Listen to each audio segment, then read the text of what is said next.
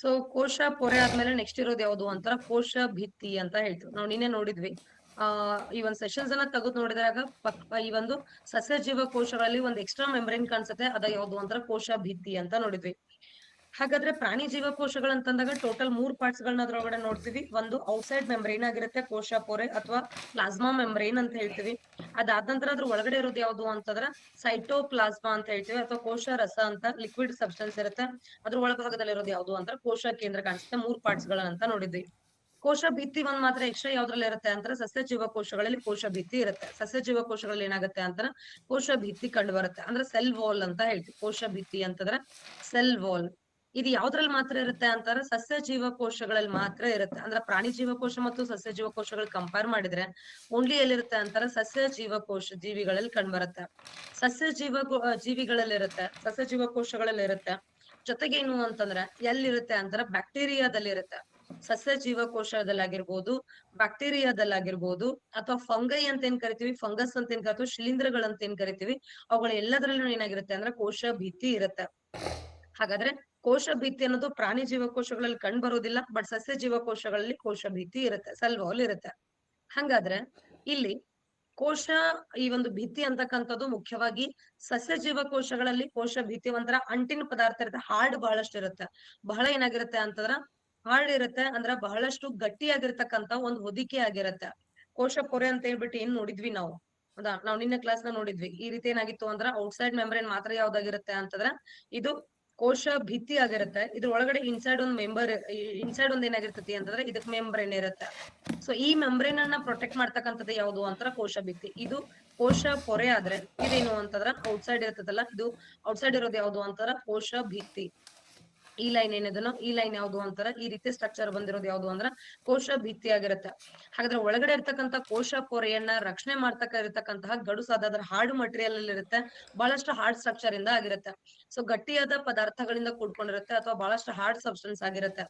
ಹಾಗಾದ್ರೆ ಜೀವಿಗಳಲ್ಲಿ ಅಥವಾ ಸಸ್ಯ ಜೀವಕೋಶಗಳಲ್ಲಿ ಈ ಒಂದು ಕೋಶ ಭಿತ್ತಿ ಅಂತಕ್ಕಂಥದ್ದು ಯಾವ್ದ್ರಿಂದ ಮಾಡಲ್ಪಟ್ಟಿರುತ್ತೆ ಅಂತಂದ್ರೆ ಸೆಲ್ಯುಲೋಸ್ ಇಂದ ಮಾಡಲ್ಪಟ್ಟಿರುತ್ತೆ.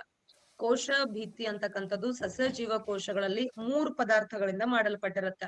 ಒಂದ್ ಯಾವ್ದು ಅಂತಂದ್ರ ಸೆಲ್ಯುಲೋಸ್, ಇನ್ನೊಂದ್ ಯಾವ್ದು ಅಂದ್ರೆ ಹೆಮಿಸೆಲ್ಯುಲೋಸ್ ಅಂತ ಹೇಳ್ತೀವಿ. ಹಾಗಾದ್ರೆ ಕೋಶ ಭಿತ್ತಿ ಯಾವ್ದ್ರಿಂದ ಮಾಡಲ್ಪಟ್ಟಿರುತ್ತೆ ಅಂತಂದ್ರ ಒಂದು ಸೆಲ್ಯುಲೋಸ್, ಹೆಮಿಸೆಲ್ಯುಲೋಸ್, ಇನ್ನೊಂದ್ ಯಾವ್ದು ಅಂತಾರ ಪ್ಯಾಕ್ಟಿನ್ ಇನ್ನೊಂದಿದೆ, ಮತ್ತು ಲಿಗ್ನಿನ್ ಅಂತಕ್ಕಂತಹ 4 ಮಟೀರಿಯಲ್ ಇಂದ ಮಾಡಲ್ಪಟ್ಟಿರುತ್ತೆ. ಸೆಲ್ಯುಲೋಸ್ ಆಗಿರ್ಬೋದು, ಹೆಮಿಸೆಲ್ಯುಲೋಸ್ ಆಗಿರ್ಬೋದು, ಪ್ಯಾಕ್ಟಿನ್ ಮತ್ತು ಲಿಗ್ನಿನ್ ಅಂತಕ್ಕಂತ ಇವೆಲ್ಲ ಹೆಂಗಿರ್ತವು ಅಂತಂದ್ರ ಅಂಟು ಪದಾರ್ಥಗಳಿದ್ದಂಗೆ. ಹೌದಾ, ಅಂಟು ಪದಾರ್ಥಗಳಿದೆ. ಸೆಲ್ಯುಲೋಸ್ ಅಂತರ ಕಾಟನ್, ಫಾರ್ ಎಕ್ಸಾಂಪಲ್ ಕಾಟನ್ ಅಂತ ಹೇಳ್ಬೋದು. ಸೊ ಕಾಟನ್ ತರ ಏನಾಗಿರ್ತತಿ ಅಂತಂದ್ರ ಆ ಕಾಟನ್ ಯಾವ ಮೆಟೀರಿಯಲ್ ಇಂದ ಆಗಿರ್ತದೆ, ಸೆಲ್ಯುಲೋಸ್ ಇಂದ ಆಗಿರುತ್ತೆ. ಹಾಗಾದ್ರೆ ಹೊರಗಡೆ ಇರ್ತಕ್ಕಂತ ಔಟರ್ ಮೆಂಬ್ರೇನ್ ಏನಾಗಿರುತ್ತೆ ಅಂದ್ರೆ ಬಹಳಷ್ಟು ಅಂಟು ಪದಾರ್ಥಗಳನ್ನ ಒಳಗೊಂಡಿರುತ್ತೆ, ಜೊತೆಗೆ ಬಹಳ ಹಾರ್ಡ್ ಇರುತ್ತೆ, ಅಂದ್ರೆ ಕಠಿಣವಾಗಿರ್ತಕ್ಕಂಥದ್ದು ಇರುತ್ತೆ. ಯಾಕಂದ್ರೆ ಇದನ್ನ ಪ್ರೊಟೆಕ್ಟ್ ಮಾಡ್ಬೇಕಾಗಿರುತ್ತೆ. ಇಡೀ ಕೋಶ ಪೊರೆಯನ್ನ ಪ್ಲಾಸ್ಮಾ ಮೆಂಬ್ರೇನ್ ಪ್ರೊಟೆಕ್ಟ್ ಮಾಡೋದ್ರಿಂದ ಅದು ಕಂಪ್ಲೀಟ್ ಆಗಿ ಹಾರ್ಡ್ ಆಗಿರುತ್ತೆ. ಅಕ್ಟಿನ್ ಮತ್ತು ಲಿಗ್ನಿನ್ ಮಟೀರಿಯಲ್ ಅಂತ ಹೇಳ್ತೀವಿ. ಇದು ಒಂಥರ ಮೇನ್ ಬತ್ತಿ ಇದೆ ಅಲ್ಲ, ಕ್ಯಾಂಡಲ್ಸ್ ಇರ್ತಾವಲ್ಲ, ಆ ತರ ಮಟೀರಿಯಲ್ ಯಾವ್ದು ಅಂದ್ರೆ ಲಿಗ್ನಿನ್ ಅಂತಕ್ಕಂಥ ಮಟೀರಿಯಲ್. ಸೊ ಈ ಮೂರುಗಳಿಂದ ಏನಾಗಿರುತ್ತೆ ಅಂತಂದ್ರ ಈ ಒಂದು ಕೋಶ ಭಿತ್ತಿ ಸಸ್ಯ ಜೀವಕೋಶಗಳಲ್ಲಿ ಮಾಡಲ್ಪಟ್ಟಿರುತ್ತೆ. ಆದ್ರೆ ಬ್ಯಾಕ್ಟೀರಿಯಾದ ಕೋಶ ಭಿತ್ತಿ ಯಾವ್ದ್ರಿಂದ ಮಾಡಲ್ಪಟ್ಟಿರುತ್ತೆ ಅಂತಂದ್ರ ಪೆಪ್ಟಿಡೋಗ್ಲೈಕೋನ್ ಅಂತ ಹೇಳ್ತೀವಿ. ಪೆಪ್ಟಿಡೋಗ್ಲೈಕಾನ್ ಇಂದ ಮಾಡಲ್ಪಟ್ಟಿರುತ್ತೆ. ಪೆಪ್ಟಿಡೋಗ್ಲೈಕಾನ್ ಇವುಗಳ ಹೆಸರುಗಳು ನೆನಪಿಡ್ಲೇಬೇಕು. ಕೋಶ ಭಿತ್ತಿ ಯಾವ ಪದಾರ್ಥಗಳಿಂದ ಮಾಡಲ್ಪಟ್ಟಿರುತ್ತೆ ಅಂದ್ರೆ ಸೆಲ್ಯುಲೋಸ್, ಹೆಮಿಸೆಲ್ಯುಲೋಸ್, ಪೆಕ್ಟಿನ್ ಮತ್ತು ಲಿಗ್ನಿನ್ ಅಂತ ಹೇಳ್ತೀವಿ. ಆದ್ರೆ ಬ್ಯಾಕ್ಟೀರಿಯಾದಲ್ಲಿರ್ತಕ್ಕಂಥ ಕೋಶ ಭಿತ್ತಿ ಯಾವ್ದ್ರಿಂದ ಮಾಡಲ್ಪಟ್ಟಿರುತ್ತೆ ಅಂತರ ಪೆಪ್ಟಿಡೋಗ್ಲೈಕಾನ್ ಇಂದ ಮಾಡಲ್ಪಟ್ಟಿರುತ್ತೆ. ಇದು ಒಂದು ಸಿಂಥೆಟಿಕ್ ವಸ್ತು ಅಥವಾ ಪಾಲಿಮರ್ ಅಂತ ಹೇಳ್ತೀವಿ ನಾವ್ ಇದಕ್ಕೆ. ಏನಂತ ಕರಿತೀವಿ ಅಂದ್ರ ಪಾಲಿಮರ್ ಅಂತ ಹೇಳ್ತೀವಿ, ಸಿಂಥೆಟಿಕ್ ವಸ್ತುವನ್ನಾಗಿ ನೋಡ್ತೀವಿ. ಹಾಗಾದ್ರೆ ಬ್ಯಾಕ್ಟೀರಿಯಾದ ಒಂದು ಕೋಶ ಭಿತ್ತಿ ಯಾವ್ದ್ರಿಂದ ಮಾಡಲ್ಪಟ್ಟಿರುತ್ತೆ ಅಂದ್ರ ಪೆಪ್ಟಿಡೋಗ್ಲೈಕಾನ್ ಇಂದ ಮಾಡಲ್ಪಟ್ಟಿರುತ್ತೆ. ಅದೇ ರೀತಿ ನಾನು ಇನ್ನೊಂದು ಎಕ್ಸಾಂಪಲ್ ಹೇಳಿದೆ, ಫಂಗೈಯಲ್ಲಿ ಕೂಡ ಕೋಶ ಭಿತ್ತಿ ಇರುತ್ತೆ ಅಂತ. ಹಾಗಾದ್ರೆ ಫಂಗೈ ಅಥವಾ ಶಿಲೀಂಧ್ರದಲ್ಲಿ ಇರ್ತಕ್ಕಂತಹ ಈ ಒಂದು ಕೋಶ ಭಿತ್ತಿ ಯಾವ್ದ್ರಿಂದ ಮಾಡಲ್ಪಟ್ಟಿರುತ್ತೆ ಅಂತಂದ್ರೆ ಗ್ಲೂಕೋಸ್ ಅಮೈನ್ ಇಂದ ಮಾಡಲ್ಪಟ್ಟಿರುತ್ತೆ. ಯಾವ್ದು ಅಂತಾರ ಗ್ಲೂಕೋಸ್ ಅಮೈನ್ ಅಂತ ಹೇಳ್ತೀವಿ. ಸೊ ಗ್ಲೂಕೋಸ್ ಅಮೈನ್ ಇಂದ ಮಾಡಲ್ಪಟ್ಟಿರೋದು ಯಾವ್ದು ಅಂತಾರ ಫಂಗಸ್ ನ ಕೋಶ ಭಿತ್ತಿ. ಈ ಮೂರನ್ನು ಬಹಳಷ್ಟು ಇಂಪಾರ್ಟೆಂಟ್.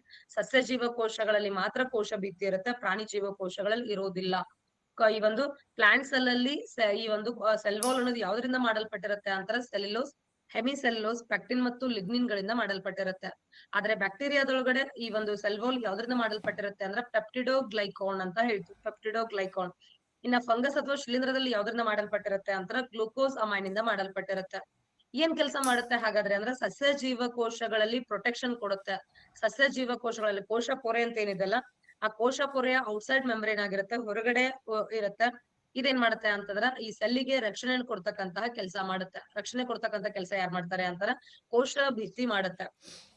ಹಾಗಾದ್ರೆ ನಾನ್ 3 ಪಾರ್ಟ್ ಹೇಳಿದೆ. ಒಂದು ಕೋಶ ಭಿತ್ತಿ ಸಸ್ಯ ಜೀವಕೋಶಗಳಲ್ಲಿ, ಅದು ಬಿಟ್ರೆ 3 ಪಾರ್ಟ್. ಒಂದು ಕೋಶ ಪೊರೆ ಆಗಿತ್ತು, ಇನ್ನೊಂದ್ ಯಾವ್ದು ಅಂತಂದ್ರ ಕೋಶ ದ್ರವ ಅಂತ ಹೇಳ್ತು. ಅದಾದ್ಮೇಲೆ ನ್ಯೂಕ್ಲಿಯಸ್ ಬಗ್ಗೆ ನಾವ್ ಆಮೇಲೆ ನೋಡೋಣ.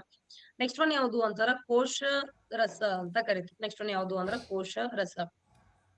ಕೋಶ ರಸ ಅಂತಂದ್ರ ಸೈಟೋಪ್ಲಾಸ್ಮಾ ಅಂತ ಕರಿತೀವಿ. ಕೋಶ ರಸ ಅಂತಾರ ಸೈಟೋಪ್ಲಾಸ್ಮಾ. ಸೈಟೋಪ್ಲಾಸ್ಮಾದ ಮುಖ್ಯವಾಗಿದ್ದದ ಯಾವ್ದು ಅಂದ್ರೆ ಸೈಟೋಪ್ಲಾಸ್ಮಾ ಮತ್ತು ನ್ಯೂಕ್ಲಿಯಸ್ ಬಹಳ ಇಂಪಾರ್ಟೆಂಟ್. ಯಾಕಂತಂದ್ರೆ ನಮಗಿರ್ತಕ್ಕಂತಹ ಏನೋ ಸಸ್ಯ ಜೀವಕೋಶ ಆಗಿರ್ಬೋದು, ಪ್ರಾಣಿ ಜೀವಕೋಶ ಆಗಿರ್ಬೋದು, ಏನ್ ನೋಡ್ತೀವೋ ಎಂಡೋಪ್ಲಾಸ್ಮಿಕ್ ರೆಟಿಕ್ಯುಲಮ್ ಆಗಿರ್ಬೋದು, ರೈಬೋಸೋಮ್ಸ್ ಆಗಿರ್ಬೋದು, ಆಮೇಲೆ ಈ ಲೈಸೋಸೋಮ್ ಆಗಿರ್ಬೋದು, ಅಥವಾ ಇಆರ್ ಅಂದ್ರೆ ಎಂಡೋಪ್ಲಾಸ್ಮಿಕ್ ರೆಟಿಕ್ಯುಲಮ್ ಅಂತ ಏನ್ ಹೇಳ್ತೀವಿ, ಅದ ಮೈಟೋಕಾಂಡ್ರಿಯಾ ಆಗಿರ್ಬೋದು, ಕಾಲ್ಗಿ ಕಾಂಪ್ಲೆಕ್ಸ್ ಆಗಿರ್ಬೋದು, ಸೆಂಟ್ರಿಯೋಲ್ಸ್ ಆಗಿರ್ಬೋದು, ಇವೆಲ್ಲ ಯಾವ್ದ್ರ ಒಳಗಡೆ ತೇಲ್ತಾ ಇರ್ತಾವು ಅಂತಂದ್ರ ಕೋಶ ರಸದ ಒಳಭಾಗದೊಳಗಡೆ ತೇಲ್ತಾ ಇರ್ತಾವ. ಹಾಗಾದ್ರೆ ಇವೆಲ್ಲ ಸಬ್ಸ್ಟೆನ್ಸ್ ಎದ್ರೊಳಗಡೆ ಇರ್ತಾವು ಅಂದ್ರೆ ಕೋಶ ರಸದಲ್ಲಿ ಇರ್ತವೆ. ಈ ಕೋಶ ರಸವನ್ನ ಏನಂತ ಕರಿತೀವಿ ಅಂತಾರ ಸೈಟೋಪ್ಲಾಸ್ಮಾ ಅಂತ ಕರಿತೀವಿ. ಕೋಶ ರಸವನ್ನ ಸೈಟೋಪ್ಲಾಸ್ಮಾ ಅಂತ ಕರಿತೀವಿ. ಈ ಸೈಟೋಪ್ಲಾಸ್ಮಾ ಒಳಗಡೆ ಹೆಂಗಿರುತ್ತೆ ಅಂತಂದ್ರೆ ಯಾವ ಮಟೀರಿಯಲ್ ಇಂದ ಕೂಡಿರುತ್ತೆ ಅಂದ್ರೆ ಕಂಪ್ಲೀಟ್ 80% ನೀರ್ ಇರುತ್ತೆ. ಸೈಟೋಪ್ಲಾಸ್ಮಾದಲ್ಲಿ 80% ಸಂಪೂರ್ಣವಾಗಿ ಏನಿರುತ್ತೆ ಅಂತಂದ್ರೆ ನೀರ್ ಇರುತ್ತೆ. 80% ನೀರ್ ಇರುತ್ತೆ. ಇನ್ನು 20% ಯಾವ್ದ್ರಿಂದ ಮಾಡಲ್ಪಟ್ಟಿರುತ್ತೆ ಅಂದ್ರೆ ಕಾರ್ಬೋಹೈಡ್ರೇಟ್ ಇರುತ್ತೆ, ಪ್ರೋಟೀನ್ ಇರುತ್ತೆ, ಇನ್ನೊಂದ್ ಯಾವ್ದು ಅಂದ್ರೆ ಲಿಪಿಡ್ ಇರುತ್ತೆ, ಮತ್ತೆ ಇನ್ನೊಂದು ಲಿಪಿಡ್. ಸೊ ಈ ಮೂರದ್ರಿಂದ ಮಾಡಲ್ಪಟ್ಟಿದ್ ಯಾವ್ದು ಅಂತ ಕೋಶ ರಸದೊಳಗಡೆ 20%. ಕೋಶ ರಸ ಸೈಟೋಪ್ಲಾಸ್ಮಾದಲ್ಲಿ ಟೋಟಲ್ 80% ವಾಟರ್ ಕಂಟೆಂಟ್ ಇದ್ರೆ 20% ಏನಾಗಿರುತ್ತೆ ಅಂದ್ರೆ ಕಾರ್ಬೋಹೈಡ್ರೇಟ್ ಇರುತ್ತೆ, ಪ್ರೋಟೀನ್ ಇರುತ್ತೆ, ಆಮೇಲೆ ಲಿಪಿಡ್ ಇರುತ್ತೆ. ಈ ಮೂರಿಂದ ಮಾಡಲ್ಪಟ್ಟಿರೋದು ಯಾವ್ದು ಅಂತ ಕೋಶ ರಸ. ನಮಗ್ ಬೇಕಾಗಿರೋದು ಯಾವ್ದು ಅಂದ್ರೆ ಕೋಶ ರಸ ಸೈಟೋಪ್ಲಾಸ್ಮಾ ಬಹಳಷ್ಟು ಇಂಪಾರ್ಟೆಂಟ್. ಹಾಗಾದ್ರೆ ಕೋಶ ರಸದಲ್ಲಿ ತೇಲಾಡ್ತಾ ಇರ್ತಾವ ಈ ಒಂದು ಕಣದಂಗಗಳು ಅಂತ ಹೇಳ್ತೀವಿ ನಾವು. ಅದ ಆರ್ಗ್ಯಾನಿಲ್ಸ್ ಅಂತ ಹೇಳ್ತೀವಿ. 2 ತರ ಆರ್ಗ್ಯಾನಿಲ್ಸ್ ಗಳು ಬರ್ತಾವ ಕೋಶ ರಸದಲ್ಲಿ. 2 ತರ ಆರ್ಗ್ಯಾನಿಲ್ಸ್ ಗಳು ಏನಾಗ್ತಾವ ಅಂತಾರ ಫ್ಲೋಟಿಂಗ್ ಆಗ್ತಾ ಇರ್ತವೆ, ತೇಲಾಡ್ತಾ ಇರ್ತವೆ. ಯಾವ್ದು ಅಂತಂದ್ರ ಒಂದು ಪೊರೆ ಸಹಿತ ಕಣದಂಗ ಅಂತ ಹೇಳ್ತೀವಿ. ಮೊದಲೇದ್ ಯಾವ್ದು ಅಂದ್ರ ಪೊರೆ ಸಹಿತ ಕಣದಂಗಗಳು ಅಂತಂದ್ರ ಆರ್ಗ್ಯಾನೆಲ್ಸ್ ಅಂತ ಹೇಳ್ತೀವಿ. ಮೆಂಬ್ರೇನ್ ಬೌಂಡ್ ಆರ್ಗ್ಯಾನೆಲ್ಸ್ ಅಂತ ಹೇಳ್ತೀವಿ, ಅಥವಾ ಮೆಂಬ್ರೇನಸ್ ಆರ್ಗ್ಯಾನೆಲ್ಲೆ ಅಂತ ಹೇಳ್ತೀವಿ. ಪೊರೆ ಸಹಿತ ಕಣದಂಗಗಳು. ಇನ್ನೊಂದ್ ಯಾವ್ದು ಅಂತಾರ ಪೊರೆ ರಹಿತ ಕಣದಂಗಗಳು. ಪೊರೆ ಸಹಿತ, ಇನ್ನೊಂದ್ ಯಾವ್ದು ಅಂತಾರ ಪೊರೆ ರಹಿತ. ಸೊ ಮೆಂಬ್ರೇನಸ್ ಆರ್ಗ್ಯಾನೆಲ್ಲೆ, ನಾನ್ ಮೆಂಬ್ರೇನಸ್ ಆರ್ಗ್ಯಾನೆಲ್ಲೆ ಅಂತ ಹೇಳ್ತೀವಿ. ಒಂದು ಪೊರೆ ಸಹಿತ, ಒಂದು ಪೊರೆ ರಹಿತ. ಸಂಪೂರ್ಣವಾಗಿ ಹೊರಗಡೆ ಏನಾದ್ರು ಮೆಂಬ್ರೇನ್ ಇತ್ತು ಅಂತಂದ್ರ ಆ ಜೀವಕೋಶದ ಹೊರಭಾಗ ಮೆಂಬ್ರೇನ್ ಇಂದ ಕವರ್ ಆಗಿತ್ತು, ಪೊರೆಯಿಂದ ಆವೃತ್ತವಾಗಿತ್ತು ಅಂತಂದ್ರೆ ಅದನ್ನ ಪೊರೆ ಸಹಿತ ಅಂತ ಹೇಳ್ತೀವಿ. ಇದಕ್ಕೆ ಎಕ್ಸಾಂಪಲ್ ಯಾವ್ದು ಅಂತಂದ್ರೆ ಎಂಡೋಪ್ಲಾಸ್ಮಿಕ್ ರೆಟಿಕ್ಯುಲಮ್ ಆಗಿರ್ಬೋದು, ಮೈಟೋಕಾಂಡ್ರಿಯಾ ಆಗಿರ್ಬೋದು, ಗಾಲ್ಗಿ ಕಾಂಪ್ಲೆಕ್ಸ್ ಆಗಿರ್ಬೋದು. ಇಆರ್ ಅಂತಾರೆ ಎಂಡೋಪ್ಲಾಸ್ಮಿಕ್ ರೆಟಿಕ್ಯುಲಮ್. ಇಲ್ಲಿ ಮೈಟೋಕಾಂಡ್ರಿಯಾ, ಗಾಲ್ಗಿ ಕಾಂಪ್ಲೆಕ್ಸ್ ಆಗಿರ್ಬೋದು, ನ್ಯೂಕ್ಲಿಯಸ್ ಆಗಿರ್ಬೋದು. ನೆಕ್ಸ್ಟ್ ಯಾವ್ದು ಅಂತಂದ್ರ ಪ್ಲಾಸ್ಟಿಡ್ ಆಗಿರ್ಬೋದು. ಇವೆಲ್ಲ ಎದ್ರಾಗ ಬರ್ತಾವು ಅಂತಂದ್ರ ಪೊರೆ ಸಹಿತದೊಳಗಡೆ ಬರ್ತವೆ. ಪೊರೆ ರಹಿತಕ್ಕೆ ಎಕ್ಸಾಂಪಲ್ 2 ಇದಾವೆ. ಒಂದ್ ಯಾವ್ದು ಅಂತಂದ್ರ ರೈಬೋಸೋಮ್, ಇನ್ನೊಂದ್ ಯಾವ್ದು ಅಂತಂದ್ರ ಸೆಂಟ್ರಿಯೋಲ್.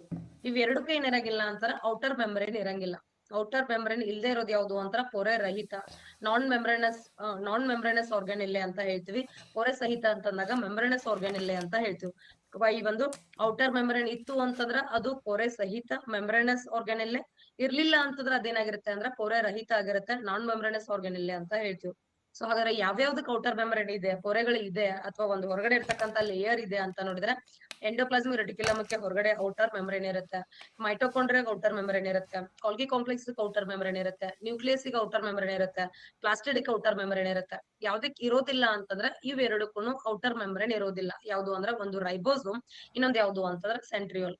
ಹಾಗಾದ್ರೆ ಈ ಕಣದಂಗಗಳು ನಮ್ಮ ಸಸ್ಯ ಮತ್ತು ಪ್ರಾಣಿ ಜೀವಕೋಶಗಳಲ್ಲಿ ಯಾವ ರೀತಿ ಇರ್ತವೆ ಅಂತ ನೋಡೋಣ.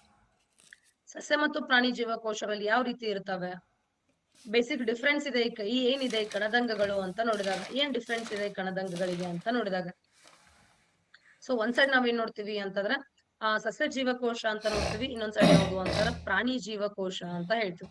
ಹಾಗಾದ್ರೆ ಕೋಶ ದ್ರವ್ಯದೊಳಗಡೆ ಅಥವಾ ಸೈಟೋಪ್ಲಾಸ್ಮಾದೊಳಗಡೆ ಯಾವ ರೀತಿ ಈ ಒಂದು ಕಣದಂಗಗಳು ಇರ್ತವೆ ಅಂತ ನೋಡೋಣ.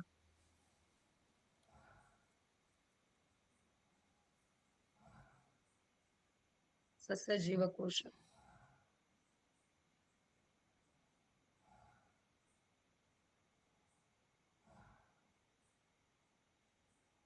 ಪ್ರಾಣಿ ಜೀವಕೋಶ. ಎಸ್. ಸಸ್ಯ ಜೀವಕೋಶಗಳಲ್ಲಿದ್ದು ಪ್ರಾಣಿ ಜೀವಕೋಶಗಳು ಇಲ್ಲದೆ ಇರೋದು ಯಾವುದು?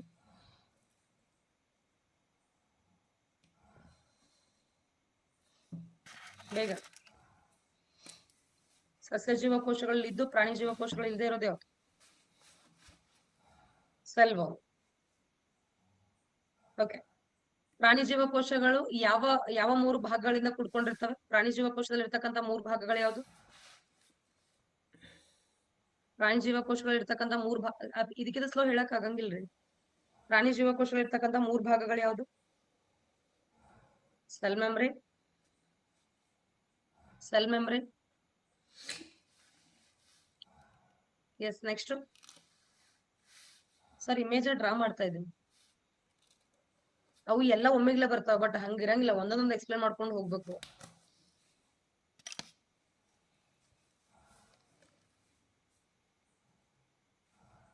Nucleus. Very good. Cell membrane. ನಾನು ಎಷ್ಟ್ ಕೇಳ್ತೀನಿ ಅಷ್ಟಕ್ಕೆ ಮಾತ್ರ ಕಮೆಂಟ್ ಮಾಡ್ರಿ, ನೀವು ಫಾಲ್ತು ಮಾಡಕ್ ಹೋಗ್ಬೇಡ್ರಿ. ಎಷ್ಟ್ ಕೇಳ್ತೀನಿ ಅಷ್ಟಕ್ಕೆ ಆನ್ಸರ್ ಮಾಡ್ರಿ. ಸೊ ಒಂದು ಸೆಲ್ ಮೆಂಬ್ರೇನ್, ಇನ್ನೊಂದು ಯಾವುದು ಅಂತಂದ್ರ ಎಸ್ ಸೆಲ್ ಮೆಂಬ್ರೇನ್ ಅಂದ್ರೆ ಕೋಶ ಪೊರೆ, ಕೋಶ ರಸ, ಕೋಶ ಕೇಂದ್ರ. ಸಸ್ಯ ಜೀವಕೋಶಗಳು ಯಾವ ಇರ್ತಾವ ಹಾಗಾದ್ರೆ? ಸಸ್ಯ ಜೀವಕೋಶಗಳು 4 ಇರ್ತವೆ. 4 ಯಾವ್ದು ಹಾಗಾದ್ರೆ?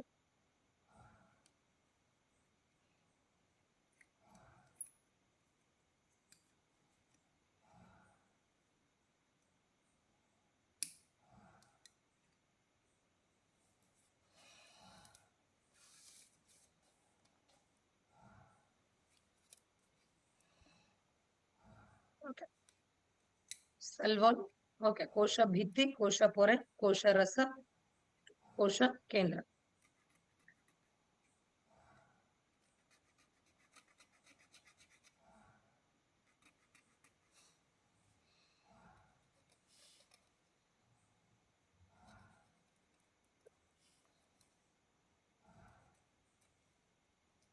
Very good.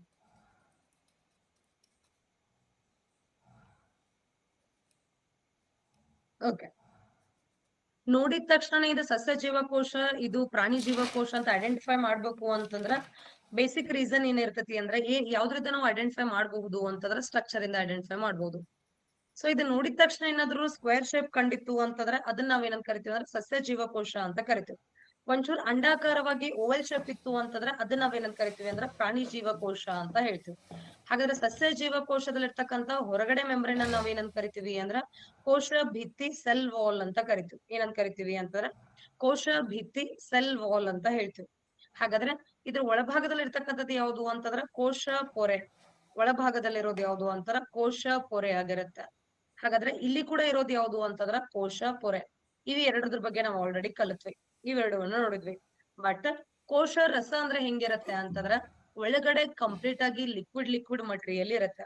ಒಳಗಡೆ ಕಂಪ್ಲೀಟ್ ಆಗಿ ನಿಮಗೆ ಇಮೇಜಸ್ ಹಾಕ್ಲಿಲ್ಲ ಯಾಕೆ ಅಂದ್ರೆ ಇಮೇಜಸ್ ಹಾಕಿದ್ರೆ ಎಲ್ಲ ಒಮ್ಮಿಗ್ಲೇ ಕಂಡು ಬರುತ್ತೆ. ಬಟ್ ಸಿಂಗಲ್ ಪ್ಲೇಸ್ಮೆಂಟ್ ಗೊತ್ತಾಗಬೇಕು ಅಂತಂದ್ರ ಡ್ರಾ ಮಾಡಬೇಕ್ರಿ. ಇಮೇಜಸ್ ಅಲ್ಲೇ ಬೇಕಾದ್ರೆ ಗೂಗಲ್ ನಾಗ ಇರ್ತಾವ, ನೀವು ಚೆಕ್ ಮಾಡಿ ನೋಡ್ರಿ. ಸೊ ಅಂತಂದ್ರ ಆ ಲಿಕ್ವಿಡ್ ಸ್ಟ್ರಕ್ಚರ್ ಏನಾಗಿರ್ತತಿ ಅಂದ್ರ ಅದನ್ನ ನಾವೇನಂತ ಕರಿತೀವಿ ಅಂತಂದ್ರ ಕೋಶ ರಸ ಅಂತ ಕರಿತೀವಿ. ಈ ಕೋಶ ರಸ ಏನ್ ಹೆಲ್ಪ್ ಮಾಡುತ್ತೆ ಅಂದ್ರೆ ಇಲ್ಲ ಏನಿರುತ್ತೋ ಕೋಶ ರಸ ಏನ್ ಹೆಲ್ಪ್ ಮಾಡುತ್ತೆ ಅಂತಂದ್ರೆ ಇದೆಲ್ಲನೂ ಸಂಪೂರ್ಣವಾಗಿ ಯಾವ್ದಕ್ಕೆ ಹೆಲ್ಪ್ ಮಾಡುತ್ತೆ ಅಂತ ನೋಡಿದ್ರೆ ಒಂದು ಸೆಲ್ಗೆ ತೇವಾಂಶ ಭರಿತವಾಗಿ ಅಥವಾ ನೀರನ್ನ ಮೇಂಟೆನೆನ್ಸ್ ಮಾಡ್ತಕ್ಕಂಥದ್ದು ಯಾವುದು ಅಂತಂದ್ರ ಅಂದ್ರೆ ಎಲ್ಲಾ ಜೀವಕೋಶಗಳನ್ನ ತೇವಾಂಶ ಭರಿತವಾಗಿ ಆ ಸೆಲ್ ಒಳಗಡೆ ಹ್ಯುಮಿಡಿಟಿಯನ್ನ ಮೇಂಟೈನ್ ಮಾಡ್ತಕ್ಕಂಥದ್ದು ಯಾವುದು ಅಂತಂದ್ರೆ ಕೋಶ ರಸ ಆಗಿರುತ್ತೆ.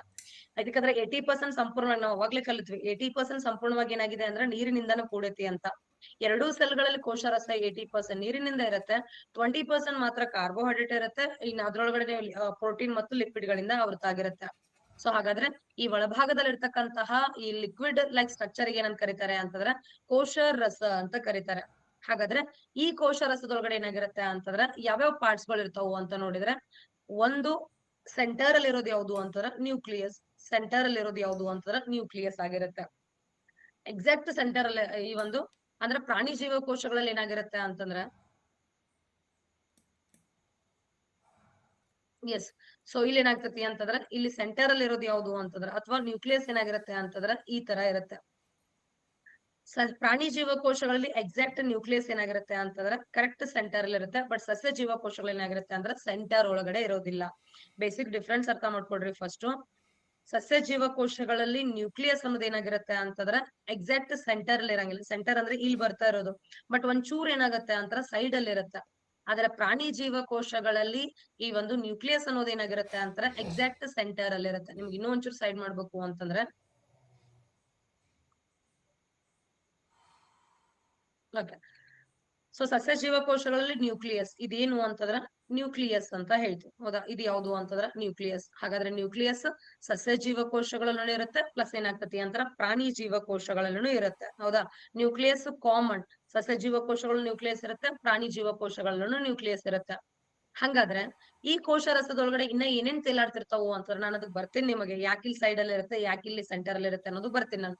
ಮತ್ತೇನಿರುತ್ತೆ ಅಂತಂದ್ರ ಈ ಸಸ್ಯ ಜೀವಕೋಶಗಳಲ್ಲಿ ದೊಡ್ಡ ದೊಡ್ಡ ವ್ಯಾಕ್ಯೂಲ್ಸ್ ಗಳು ಇರ್ತಾವ. ದೊಡ್ಡ ವ್ಯಾಕ್ಯೂಲ್ಸ್ ಗಳು ಇರ್ತಾವ. ಸಸ್ಯ ಜೀವಕೋಶಗಳಲ್ಲಿ ವ್ಯಾಕ್ಯೂಲ್ಸ್ ಏನಾಗಿರ್ತಾವ ಅಂತಂದ್ರ ಬಹಳಷ್ಟು ದೊಡ್ಡ ವ್ಯಾಕ್ಯೂಲ್ಸ್ ಗಳು ಇರ್ತವೆ.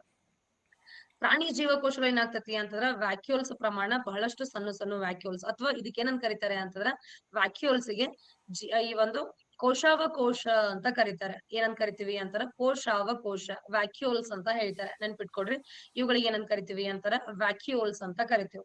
ಹಾಗಾದ್ರೆ ನಿಮ್ಗೆ ಅರ್ಥ ಆಗಿರ್ಬೇಕು ಈಗ ಸಿಂಬಾಲ್ ನೋಡಿದ್ರೆ ಯಾಕೆ ಸಸ್ಯ ಜೀವಕೋಶಗಳಲ್ಲಿ ನ್ಯೂಕ್ಲಿಯಸ್ ದೊಡ್ಡದಾಗಿರ್ತತಿ ಅಂತ. ಈ ವ್ಯಾಕ್ಯೂಲ್ಸ್ ಬಂದ್ಬಿಟ್ಟು ಏನ್ ಮಾಡ್ತತಿ ಅಂತಂದ್ರ ಈ ಒಂದು ನ್ಯೂಕ್ಲಿಯಸ್ ಅನ್ನ ಸೈಡ್ ಒತ್ತುತ್ತೆ. ವ್ಯಾಕ್ಯೂಲ್ಸ್ ಕೆಲಸ ಏನು ಅಂದ್ರೆ ನೀರನ್ನ ಸ್ಟೋರ್ ಮಾಡ್ಕೊಳ್ಳೋದು. ಬಲೂನ್ ಇದ್ದಂಗೆ ಇರುತ್ತೆ ಅದು. ನೀರ್ ಒಳಗಡೆ ಹೋಯ್ತು ಅಂತಂದ್ರೆ ಅದೇನಾಗುತ್ತೆ ಅಂತಂದ್ರೆ ಎಕ್ಸ್ಟೆನ್ಷನ್ ಆಗ್ತಾ ಹೋಗುತ್ತೆ. ನೀರ್ ಆಚೆ ಹೋಯ್ತು ಅಂದ್ರೆ ಮತ್ತೇನಾಗುತ್ತೆ ಅಂದ್ರೆ ಕಾಂಪ್ರೆಸ್ ಆಗಕ್ ಸ್ಟಾರ್ಟ್ ಆಗುತ್ತೆ. ಸೊ ಆದ್ರಿಂದ ಆ ಒಂದು ನೀರನ್ನ ಸಂರಕ್ಷಣೆ ಮಾಡೋ ಅಥವಾ ನೀರನ್ನ ಸ್ಟೋರ್ ಮಾಡ್ಕೊಳ್ಳೋದ್ರಿಂದ ಅದ್ ಏನಾಗುತ್ತೆ ಅಂದ್ರೆ ಉಬ್ಬಿದ ತಕ್ಷಣ ಏನಾಗುತ್ತೆ ಅಂದ್ರೆ ಸೈಡ್ ಅಲ್ಲಿ ಇರ್ತಕ್ಕಂಥ ಸೆಂಟ್ರಲ್ ಇರ್ತಕ್ಕಂಥ ನ್ಯೂಕ್ಲಿಯಸ್ ಅನ್ನ ಒಂದು ಸೈಡ್ ತಳ್ಳುತ್ತೆ. ಸೊ ಒಂದ್ ಸೈಡ್ ತಳ್ಳಿರೋದ್ರಿಂದ ಸಸ್ಯ ಜೀವಕೋಶಗಳಲ್ಲಿ ಜಾಸ್ತಿ ಏನಾಗುತ್ತೆ ಅಂತಂದ್ರೆ ನ್ಯೂಕ್ಲಿಯಸ್ ಹೊರಗಡೆ ಇರುತ್ತೆ. ಅಂದ್ರೆ ಸೆಂಟರ್ ಅನ್ ಬಿಟ್ಟು ಸ್ವಲ್ಪ ಏನಾಗುತ್ತೆ ಅಂದ್ರೆ ಸೈಡ್ ಅಲ್ಲಿ ಇರುತ್ತೆ. ಪ್ರಾಣಿ ಜೀವಕೋಶಗಳಲ್ಲಿ ನೀರಿನ ಪ್ರಮಾಣ ಬಳಕೆ ಮಾಡ್ತಕ್ಕಂಥ ಪ್ರಮಾಣ ಕಂಪ್ಯಾರಿಟಿವ್ಲಿ ಕಡಿಮೆ ಆಗಿರುತ್ತೆ. ಸಸ್ಯ ಜೀವಕೋಶ ಮತ್ತು ಪ್ರಾಣಿ ಜೀವಕೋಶಗಳು ಎರಡು ಅಕ್ಕಪಕ್ಕ ಇಟ್ಟು ನೋಡಿದಾಗ ಯಾವ್ದಕ್ಕೆ ಜಾಸ್ತಿ ನೀರ್ ಬೇಕು ಅಂತಾರ ಸಸ್ಯ ಜೀವಕೋಶಗಳು ನೀರ್ ಜಾಸ್ತಿ ಬೇಕಾದ್ರೆ ಆಹಾರದ ಪ್ರಕ್ರಿಯೆ ನಡೆಯೋದ್ರಿಂದ ಸಸ್ಯ ಜೀವಕೋಶಗಳು ನೀರ್ ಜಾಸ್ತಿ ಬೇಕಾಗಿರುತ್ತೆ. ಹಾಗಾಗಿ ಇದ್ರೊಳಗಿರ್ತಕ್ಕಂತಹ ಕೋಶಾವಕೋಶಗಳಂತ ಏನಿರ್ತಾವ, ವ್ಯಾಕ್ಯೂಲ್ಸ್ ಅಂತ ಏನಿರ್ತಾವ, ಅವುಗಳು ಏನಾಗ್ತಾವ ಅಂತಂದ್ರ ನೀರನ್ನ ಸಂಗ್ರಹ ಮಾಡ್ಕೊಳ್ಳೋದ್ರಿಂದ ಆ ಒಂದು ನ್ಯೂಕ್ಲಿಯಸ್ ಅನ್ನ ಒಂದ್ ಸೈಡ್ ತಳ್ಳಿರ್ತಾವ. ಅದರ ಪ್ರಾಣಿ ಜೀವಕೋಶಗಳಲ್ಲಿ ವ್ಯಾಕ್ಯೂಲ್ಸ್ ಸಣ್ಣ ಪುಟ್ಟದಿರೋದ್ರಿಂದ ಎಕ್ಸಾಕ್ಟ್ ಸೆಂಟರ್ ಅಲ್ಲಿ ಇರುತ್ತೆ ಯಾವುದು ಅಂತಾರ ನ್ಯೂಕ್ಲಿಯಸ್. ಇದು ಬಿಟ್ರೆ ಎರಡರೊಳಗೆ ಕಾಮನ್ ಇರೋದು ಯಾವುದು ಅಂತಂದ್ರ ಇದು ಬರುತ್ತೆ ಬಹಳ ಇಂಪಾರ್ಟೆಂಟ್ ಒಂದ್ ಸಲಿಗೆ. ಯಾವುದು ಅಂತಂದ್ರ ಈ ರೀತಿ ಸ್ಟ್ರಕ್ಚರ್ ಅಲ್ಲಿ ಇರುತ್ತೆ. ಅದನ್ನ ನಾವ್ ಏನಂತ ಕರಿತೀವಿ ಅಂತಂದ್ರ ಈ ಇದು ಒಂದು ಮೈಟೋಕಾಂಡ್ರಿಯಾ ಅಂತ ಹೇಳ್ತೀವಿ. ಸೊ ಮೈಟೋಕಾಂಡ್ರಿಯಾ ಈ ತರ ಇರುತ್ತೆ. ಸೊ ಸಸ್ಯ ಜೀವಕೋಶ ಮತ್ತು ಪ್ರಾಣಿ ಜೀವಕೋಶ ಎರಡರಲ್ಲೂ ಏನಾಗುತ್ತೆ ಅಂತಂದ್ರ ಮೈಟೋಕಾಂಡ್ರಿಯಾ ಇರುತ್ತೆ. ಸೊ ಒಂದೊಂದು ಎಕ್ಸ್ಪ್ಲೇನ್ ಆಮೇಲೆ ನಾ ಮಾಡ್ತೀನಿ. ಬಟ್ ಬೇಸಿಕ್ ಡಿಫ್ರೆನ್ಸ್ ಏನಿದೆ ಅನ್ನೋದು ಅರ್ಥ ಮಾಡ್ಕೊಡ್ರಿ. ಸೊ ಮೈಟೋಕಾಂಡ್ರಿಯಾ ಅನ್ನೋದು ಏನಾಗುತ್ತೆ ಅಂತಾರ ಸಸ್ಯ ಜೀವಕೋಶಗಳಲ್ಲೂ ಮೈಟೋಕಾಂಡ್ರಿಯಾ ಇದೆ, ಪ್ರಾಣಿ ಜೀವಕೋಶಗಳಲ್ಲಿ ಕೂಡ ಏನಾಗುತ್ತೆ ಅಂತಂದ್ರ ಮೈಟೋಕಾಂಡ್ರಿಯಾ ಇದೆ. ಸಸ್ಯ ಜೀವಕೋಶಗಳಲ್ಲೂ ಮೈಟೋಕಾಂಡ್ರಿಯಾ ಇದೆ, ಪ್ರಾಣಿ ಜೀವಕೋಶಗಳಲ್ಲೂ ಮೈಟೋಕಾಂಡ್ರಿಯಾ ಇದೆ.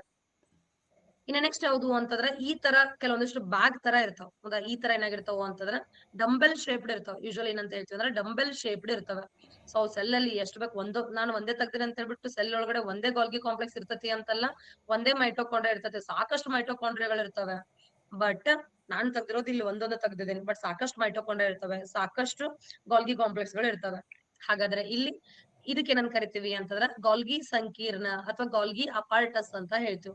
ಗಾಲ್ಗಿ ಸಂಕೀರ್ಣ ಅಥವಾ ಗಾಲ್ಗಿ ಅಪಾರಟಸ್ ಅಂತ ಹೇಳ್ತೀವಿ. ಗಾಲ್ಗಿ ಸಂಕೀರ್ಣ ಡಂಬೆಲ್ ಶೇಪ್ಡ್ ಇರ್ತವೆ. ಇದು ಕೂಡ ಪ್ರಾಣಿ ಜೀವಕೋಶಗಳಲ್ಲೂ ಇರುತ್ತೆ, ಸಸ್ಯ ಜೀವಕೋಶಗಳಲ್ಲೂ ಇರುತ್ತೆ. ಸೊ ಕಾಮನ್, ಎರಡರ ಕಡೆ ಕಾಮನ್ ಇರುತ್ತೆ. ಇನ್ನ ನಮಗೊಂದು ಸ್ಟ್ರಕ್ಚರ್ ಬರುತ್ತೆ. ಅದು ಎಲ್ಲಿಂದ ಸ್ಟಾರ್ಟ್ ಆಗ್ತತಿ ಅಂದ್ರೆ ನ್ಯೂಕ್ಲಿಯಸ್ ಹತ್ಕೊಂಡಂಗ್ ಸ್ಟಾರ್ಟ್ ಆಗತ್ತೆ. ಯಾವುದು ಅಂತಂದ್ರೆ ಈ ತರ ಸ್ಟ್ರಕ್ಚರ್ ಬರುತ್ತೆ ಒಂದು. ಸೊ ಈ ತರ ಏನಾಗ್ತಾವ ಒಂಥರ ಎರಡು ಸ್ಟ್ರಕ್ಚರ್ ಗಳು ಅಪೋಸಿಟ್ ಡೈರೆಕ್ಷನ್ ಒಳಗಡೆ ಇರ್ತವೆ. ಈ ತರ ಸ್ಟ್ರಕ್ಚರ್ ಬರುತ್ತೆ. ಹೌದಾ, ಈ ತರ ಇಲ್ಲಿ ಎರಡು ಕಡೆ ನ್ಯೂಕ್ಲಿಯಸ್ ಇಂದ ಕೋಶ ಕೇಂದ್ರದಿಂದ ಏನಾಗ್ತಾವ ಒಂಥರ ಬಂದಿರ್ತವೆ. ಈ ತರ ಸ್ಟ್ರಕ್ಚರ್ ಇರುತ್ತೆ. ನಾವ್ ಇದನ್ನ ಏನಂತ ಕರಿತೀವಿ ಅಂತಂದ್ರೆ ER ಅಂತ ಕರಿತೀವಿ, ಎಂಡೋಪ್ಲಾಸ್ಮಿಕ್ ರೆಟಿಕ್ಯುಲಮ್. ಇದು ಕೂಡ ಏನಾಗತತಿ ಅಂತಾರ ಎರಡು ಕಡೆನೂ ಇರುತ್ತೆ. ಸಸ್ಯ ಜೀವಕೋಶಗಳಲ್ಲೂ ಇರುತ್ತೆ, ಪ್ರಾಣಿ ಜೀವಕೋಶಗಳಲ್ಲೂ ಇರುತ್ತೆ. ಯಾವುದು ಅಂತಾರ ಎಂಡೋಪ್ಲಾಸ್ಮಿಕ್ ರೆಟಿಕ್ಯುಲಮ್ ಅಂತ ಹೇಳ್ತೀವಿ. ಕನ್ನಡದಲ್ಲಿ ಹೇಳ್ಬೇಕು ಅಂತಂದ್ರ ಕೋಶ ರಸಜಾಲ ಅಂತ ಹೇಳ್ತೀವಿ. ಹೌದಾ, ಕೋಶ ರಸಜಾಲ, ಎಂಡೋಪ್ಲಾಸ್ಮಿಕ್ ರೆಟಿಕ್ಯುಲಮ್. ಬಟ್ ಇಲ್ಲೇನು ಅಂತಂದ್ರೆ ಇದೇ ಎಂಡೋಪ್ಲಾಸ್ಮಿಕ್ ರೆಟಿಕ್ಯುಲಮ್ ಅಲ್ಲಿ ಒಂದ್ ಸೈಡ್ ಫ್ರೀ ಇರುತ್ತೆ, ಒಂದ್ ಸೈಡ್ ಏನೂ ಇರಂಗಿಲ್ಲ. ಬಟ್ ಇನ್ನೊಂದ್ ಸೈಡ್ ಅಲ್ಲಿ ಏನಾಗಿರ್ತತಿ ಅಂತಂದ್ರೆ, ಇನ್ನೊಂದ್ ಸೈಡು ಮೇಲ್ಭಾಗದಲ್ಲಿ ಈ ರೀತಿ ಡಾಟ್ ಇರ್ತವೆ. ಎಂಡೋಪ್ಲಾಸ್ಮಿಕ್ ರೆಟಿಕ್ಯುಲಮ್ ಮೇಲ್ಗಡೆ ಏನಾಗಿರ್ತತಿ ಅಂತಂದ್ರೆ ದೊಡ್ಡ ಒಂದ್ ಸ್ವಲ್ಪ ದೊಡ್ಡ ಏನಾಗಿರ್ತಾವ ಒಂಥರ ಡಾಟ್ಸ್ ಇರ್ತಾವ, ಫುಲ್ ಪಾಯಿಂಟ್ ತರ ಇರ್ತವೆ, ಸ್ಟ್ರಕ್ಚರ್ ಗಳು ಬಂದಿರ್ತಾವ. ರೌಂಡ್ ಈ ತರ ಏನಾಗಿರ್ತಾವ ಒಂಥರ ಸ್ಟ್ರಕ್ಚರ್ ಗಳು ಇರ್ತವೆ.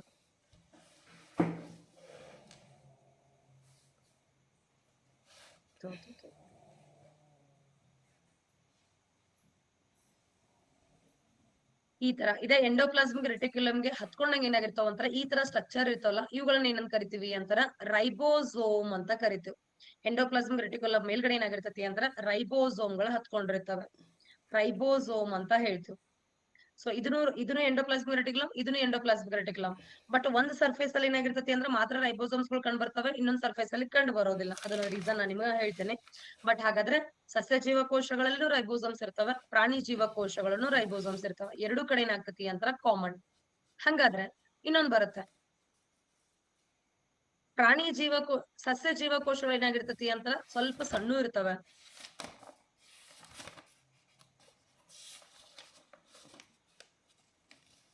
ಸಸ್ಯ ಜೀವಕೋಶಗಳಲ್ಲಿ ಸ್ವಲ್ಪ ಪ್ರಮಾಣದಲ್ಲಿ ಸಣ್ಣದಾಗಿರ್ತವೆ.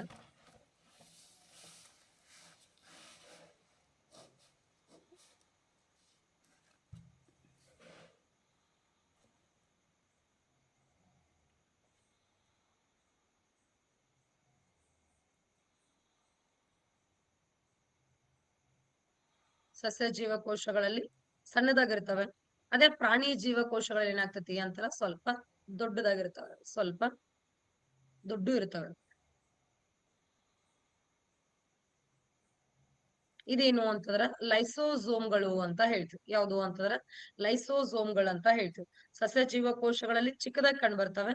ಯಾಕಂದ್ರೆ ಆಕ್ಟಿವಿಟಿ ಕಡಿಮೆ ಇರೋದು ಎಲ್ಲಿ ಅಂದ್ರೆ ಸಸ್ಯ ಜೀವಕೋಶಗಳಲ್ಲಿ. ಮನುಷ್ಯನ ಆಕ್ಟಿವಿಟಿ ಜಾಸ್ತಿ ಇರೋದ್ರಿಂದ, ಪ್ರಾಣಿಗಳ ಆಕ್ಟಿವಿಟಿ ಜಾಸ್ತಿ ಇರೋದ್ರಿಂದ ಲೈಸೋಸೋಮ್ಸ್ ಗಳ ಆಕ್ಟಿವಿಟಿ ಏನಾಗಿರುತ್ತೆ ಅಂತಂದ್ರೆ ಹೆಚ್ಚಾಗಿ ಕಂಡು ಬರುತ್ತೆ ಪ್ರಾಣಿ ಜೀವಕೋಶದಲ್ಲಿ.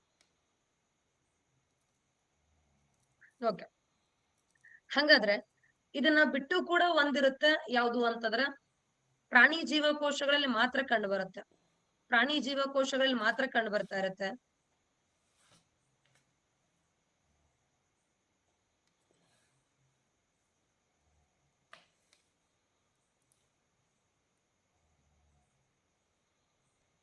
ಪ್ರಾಣಿ ಜೀವಕೋಶಗಳು ಮಾತ್ರ ಕಂಡು ಬರ್ತಾ ಇರುತ್ತೆ. ಯಾವುದು ಅಂತಂದ್ರೆ ಸೆಂಟ್ರಿಯೋಲ್ಸ್ ಅಂತ ಹೇಳ್ತೀವಿ. ಎಲ್ಲಿ ಕಂಡು ಬರುತ್ತೆ ಅಂತ ಓನ್ಲಿ ಪ್ರಾಣಿ ಜೀವಕೋಶಗಳು ಮಾತ್ರ ಕಂಡು ಬರುತ್ತೆ. ಯಾಕಂದ್ರೆ ಪ್ರಾಣಿ ಜೀವಕೋಶದಲ್ಲಿ ಕೋಶ ವಿಭಜನೆ ಆಗೋದ್ರಿಂದ ಪ್ರಾಣಿ ಜೀವಕೋಶದಲ್ಲಿ ಕಂಡು ಬರುತ್ತೆ. ಸಸ್ಯ ಜೀವಕೋಶಗಳು ಏನಾಗ್ತತಿ ಅಂದ್ರೆ ಸೆಂಟ್ರಿಯೋಲ್ಸ್ ಕಂಡು ಬರುವುದಿಲ್ಲ. ಅಂಡ್ ಅದಾದ ನಂತರ ಇನ್ನೊಂದೇನು ಅಂತಂದ್ರೆ ಪ್ರಾಣಿ ಜೀವಕೋಶಗಳು ಕಂಡು ಬರೋದೇ ಇಲ್ಲ, ಬಟ್ ಸಸ್ಯ ಜೀವಕೋಶಗಳು ಮಾತ್ರ ಏನಾಗುತ್ತೆ ಅಂತಂದ್ರೆ ಕಂಡು ಬರುತ್ತೆ. ಯಾವುದು ಅಂತಂದ್ರೆ ಈ ತರ ಸ್ಟ್ರಕ್ಚರ್ ಇರುತ್ತೆ.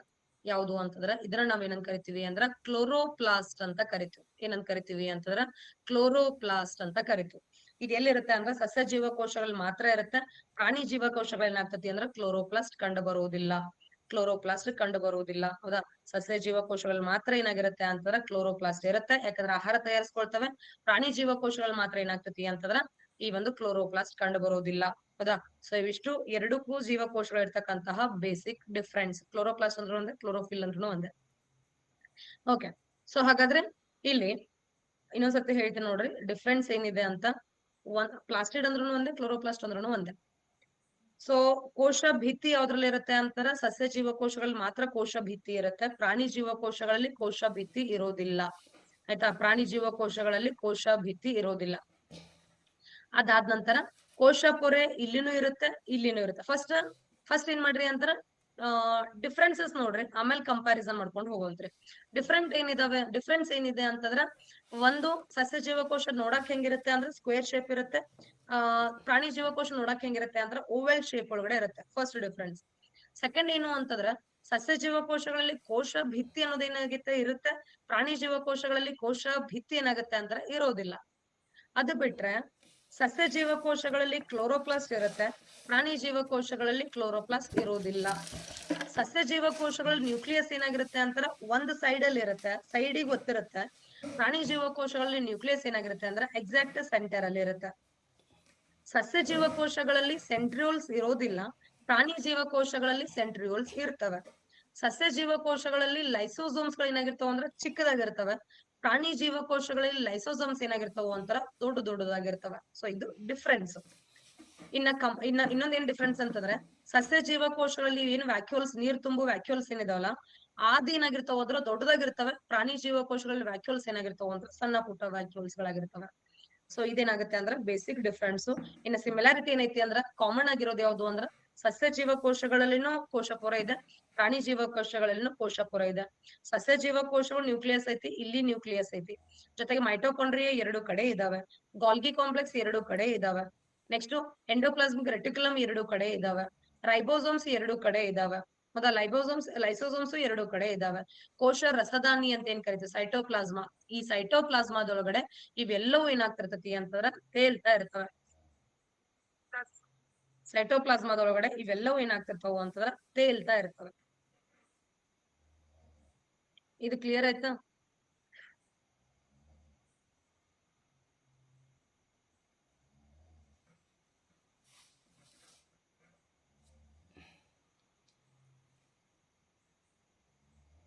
ಅರ್ಥ ಆಗಿದ್ರೆ ತಂಬಾಕ್ರಿ ಬೇಗ, ತಂಬಾಕ್ರಿ ಬೇಗ.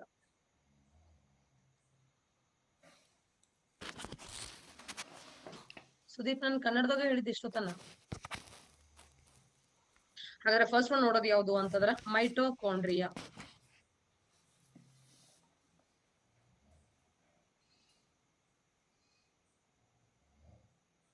ಮೈಟೋಕಾಂಡ್ರಿಯಾ ಪೊರೆ ರಹಿತನ ಪೊರೆ ಸಹಿತನ? ನಾನು ಅವಾಗ್ಲೇ ಹೇಳ್ದೆ.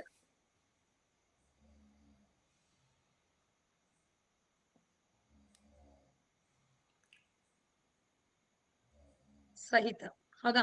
ಪೊರೆ ಸಹಿತ ಅಂತ ಹೇಳ್ತೀವಿ. ಮೈಟೋಕಾಂಡ್ರಿಯಾ ಮೆಂಬ್ರೇನಸ್ ಆರ್ಗ್ಯಾನಿಲ್ಲೆ ಅಂತ ಕರಿತೀವಿ, ಅಥವಾ ಪೊರೆ ಸಹಿತ ಅಂತ ಹೇಳ್ತೀವಿ. ಹಂಗಾದ್ರೆ ಪೊರೆ ಸಹಿತ ಅಂತಂದಾಗ ಇದು ಸಂಪೂರ್ಣವಾಗಿ ಏನಾಗೈತಿ ಅಂತಂದ್ರ ಸೊ ಮೆಂಬ್ರೇನ್ ಇಂದ ಕವರ್ ಆಗೈತಿ ಅನ್ನಂಗೈತಿ. ಬಟ್ ಒಂದೇ ಮೆಂಬ್ರೇನ್ ಇಲ್ಲ, 2 ಮೆಂಬ್ರೇನ್ ಇದಾವೆ, ಹೌದಾ? ಸೊ 2 ಮೆಂಬ್ರೇನ್ಗಳು ಅಥವಾ 2 ಪೊರೆಗಳಿಂದ ಏನಾಗುತ್ತೆ ಅಂತಂದ್ರ ಆವೃತವಾಗಿರುತ್ತೆ. ಯಾವ್ದು ಅಂತಂದ್ರ ಮೈಟೋಕಾಂಡ್ರಿಯಾ ಅನ್ನೋದು ಟೋಟಲ್ ಆಗಿ ಎಷ್ಟು ಪೊರೆಗಳಿಂದ ಆವೃತ ಆಗೈತಿ ಅಂತಂದ್ರ 2 ಪೊರೆಗಳಿಂದ ಆವೃತ ಆಗಿದೆ. ಯಾವ್ದು ಅಂತಾರ ಮೈಟೋಕಾಂಡ್ರಿಯಾ ಅನ್ನೋದಕ್ಕೆ 2 ಲೇಯರ್ ಗಳು ಇದಾವೆ. ಸೊ ಮೈಟೋಕಾಂಡ್ರಿಯಾ ಒಂದ ಲೇಯರ್ ಇಂದ ಮೆಂಬ್ರೇನ್ ಕವರ್ ಆಗಿಲ್ಲ, ಬಟ್ ಮೈಟೋಕಾಂಡ್ರಿಯಾ ಅನ್ನೋದು ಏನಾಗುತ್ತೆ ಅಂತಾರ 2 ಮೆಂಬ್ರೇನ್ ಇಂದ ಕವರ್ ಆಗಿದೆ. ಸೊ ಈ ಮೈಟೋಕಾಂಡ್ರಿಯಾ ಏನಾಗಿರುತ್ತೆ ಅಂತಂದ್ರೆ ಈ ಒಂದ್ ಮೈಟೋಕಾಂಡ್ರಿಯಾ ಅನ್ನೋದು ಬಹಳಷ್ಟು ಇಂಪಾರ್ಟೆಂಟ್ ಆಗಿರ್ತಕ್ಕಂತಹ ಒಂದು ಆರ್ಗ್ಯಾನೆಲ್ಲೆ ಮೈಟೋಕಾಂಡ್ರಿಯಾ ಅನ್ನೋದು. ಹಾಗಾದ್ರೆ ಏನ್ ಕೆಲಸ ಮಾಡುತ್ತೆ ಅನ್ನೋದಕ್ಕಿಂತ ಮುಂಚೆ ಈ ಮೈಟೋಕಾಂಡ್ರಿಯಾವನ್ನ ಕಂಡಿಡಿದವ್ರು ಯಾರು ಅಂತ ನೋಡಿದ್ರೆ, ಮೈಟೋಕಾಂಡ್ರಿಯಾವನ್ನ ಕಂಡಿಡಿದವ್ರು ಯಾರು ಅಂತಂದ್ರೆ ಕೊಲ್ಲಿಕರ್ ಅಂತಕ್ಕಂತಹ ವಿಜ್ಞಾನಿ ಕಂಡುಹಿಡಿತಾರೆ. ಮೈಟೋಕಾಂಡ್ರಿಯಾವನ್ನ ಕಂಡಿಡಿದವ್ರು ಯಾರು ಅಂದ್ರೆ ಕೊಲ್ಲಿಕರ್. ಆದ್ರೆ ಅವ್ರ ಮೈಟೋಕಾಂಡ್ರಿಯಾ ಅಂತ ಹೆಸರು ಕೊಡಂಗಿಲ್ಲ, ಅದಕ್ಕೆ ಸುಮ್ಮನೆ ಒಂದ್ ಸೆಲ್ ಅಂತ ಮಾತ್ರ ಅವ್ರು ಕಂಡುಹಿಡಿದಿರ್ತಾರೆ. ಬಟ್ ಇದು ಮೈಟೋಕಾಂಡ್ರಿಯಾನೆ ಅಂತ ಹೇಳ್ಬಿಟ್ಟು ಅದಕ್ಕೆ ಹೆಸರು ನೀಡಿರ್ತಕ್ಕಂಥ ವ್ಯಕ್ತಿ ಯಾರು ಅಂತಂದ್ರ ಬೆಂಡ್ ಅಂತಕ್ಕಂತಹ ವಿಜ್ಞಾನಿ. ಈ ಒಂದು ಮೈಟೋಕಾಂಡ್ರಿಯಾವನ್ನ ಸಂಶೋಧನೆ ಮಾಡಿದವರು ಯಾರು ಅಂತಂದ್ರ ಮೈಟೋಕಾಂಡ್ರಿಯಾನ ಸಂಶೋಧನೆ ಮಾಡಿದವರು ಯಾರು ಅಂತಂದ್ರ ಕೊಲ್ಲಿಕರ್ ಅಂತ ಹೇಳ್ತೀವಿ. ಇನ್ನ ಇದನ್ನ ಈ ಮೈಟೋಕಾಂಡ್ರಿಯಾಕ್ಕೆ ಹೆಸರು ಕೊಟ್ಟವ್ರು ಯಾರು ಅಂತಂದ್ರ ಬೆಂಡ್ ಅಂತಕ್ಕಂತಹ ಒಬ್ಬ ವಿಜ್ಞಾನಿ ಏನ್ ಮಾಡ್ತಾರೆ ಅಂದ್ರೆ ಇದಕ್ಕೆ ಹೆಸರು ಕೊಡ್ತಾರೆ.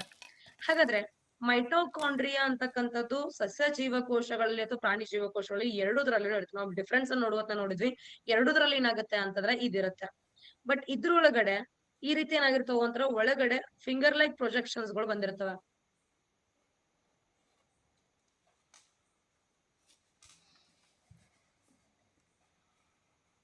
ಮೈಟೋಕಾಂಡ್ರಿಯಾದೊಳಗಡೆ ಈ ರೀತಿ ಒಳಗಡೆ ಬೆರಳಿನಾಕಾರದ ರಚನೆ ಏನಿರುತ್ತೆ, ಫಿಂಗರ್ ಲೈಕ್ ಪ್ರೊಜೆಕ್ಷನ್ಸ್ ಇರ್ತವೆ. ಈ ಬೆರಳಿನಾಕಾರದ ರಚನೆಗೆ ಏನಂತ ಕರೀತಾರೆ ಅಂತಾರ ಕ್ರಿಸ್ಟೆ ಅಂತ ಕರೀತಾರೆ. ಇದು ಒಂದ್ಸರ್ತಿ ಇದ್ರೊಳಗಡೆ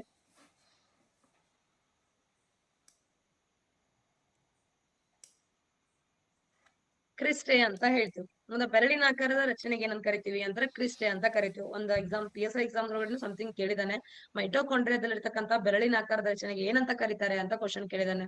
ಸೊ ಏನಂತ ಕರೀತಾರೆ ಅಂತಾರೆ ಕ್ರಿಸ್ಟೆ ಅಂತ ಕರೀತಾರೆ. ಹಾಗಾದ್ರೆ ಮೈಟೋಕಾಂಡ್ರಿಯಾದೊಳಗಡೆ ಏನಾಗಿರುತ್ತೆ ಅಂತಾರ ಲಿಕ್ವಿಡ್ ಲೈಕ್ ಸಬ್ಸ್ಟೆನ್ಸ್ ಇರುತ್ತೆ, ದ್ರವ ರೂಪದ ಏನಾಗಿರುತ್ತೆ ಅಂತಾರ ರಚನೆ ಇರುತ್ತೆ. ಸೊ ಈ ರೀತಿ ದ್ರವ ರೂಪದ ರಚನೆ ಇರುತ್ತೆ, ಲಿಕ್ವಿಡ್ ಸಬ್ಸ್ಟೆನ್ಸ್ ಇರುತ್ತೆ.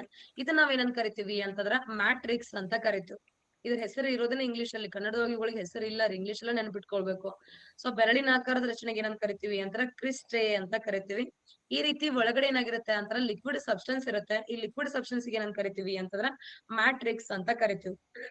ಹಾಗಾದ್ರೆ ಈ ಒಂದು ಮೈಟೋಕಾಂಡ್ರಿಯಾದಲ್ಲಿ ಜೀವಕೋಶದ ಆಹಾರ ಎಲ್ಲಿ ತಯಾರಾಗತ್ತೆ, ಪ್ರತಿಯೊಂದು ಜೀವಕೋಶಗಳಲ್ಲಿ ಆಹಾರ ಎಲ್ಲಿ ತಯಾರಾಗತ್ತೆ ಅಂತಂದ್ರ ಮೈಟೋಕಾಂಡ್ರಿಯಾದಲ್ಲಿ ತಯಾರಾಗತ್ತೆ.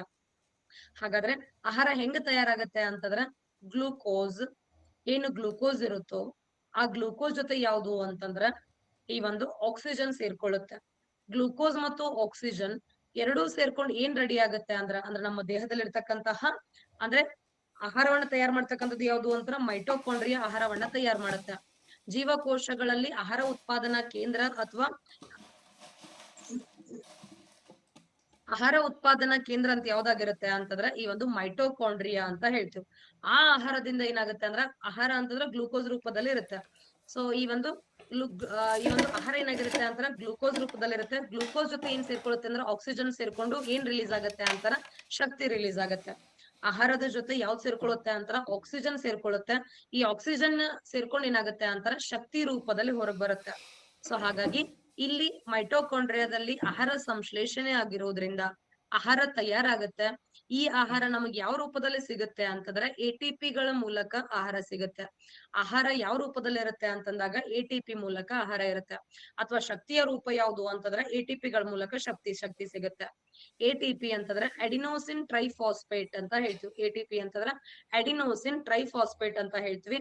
ಶಕ್ತಿ ಯಾವ ರೂಪದಲ್ಲಿ ಇರುತ್ತೆ ಅಂತಂದ್ರೆ ATP ರೂಪದಲ್ಲಿ ಇರುತ್ತೆ. ನೆನ್ಪಿಟ್ಕೊಡ್ರಿ, ಗ್ಲೂಕೋಸ್ ಇರುತ್ತೆ ಹೌದಾ. ಸೊ ಗ್ಲೂಕೋಸ್ E6H12O6 ಗ್ಲೂಕೋಸ್ ಇರುತ್ತೆ. ಈ ಗ್ಲೂಕೋಸ್ ಜೊತೆ ಏನ್ ಸೇರುತ್ತೆ ಅಂದ್ರೆ ಆಕ್ಸಿಜನ್ ಕಂಬೈನ್ ಆಗುತ್ತೆ.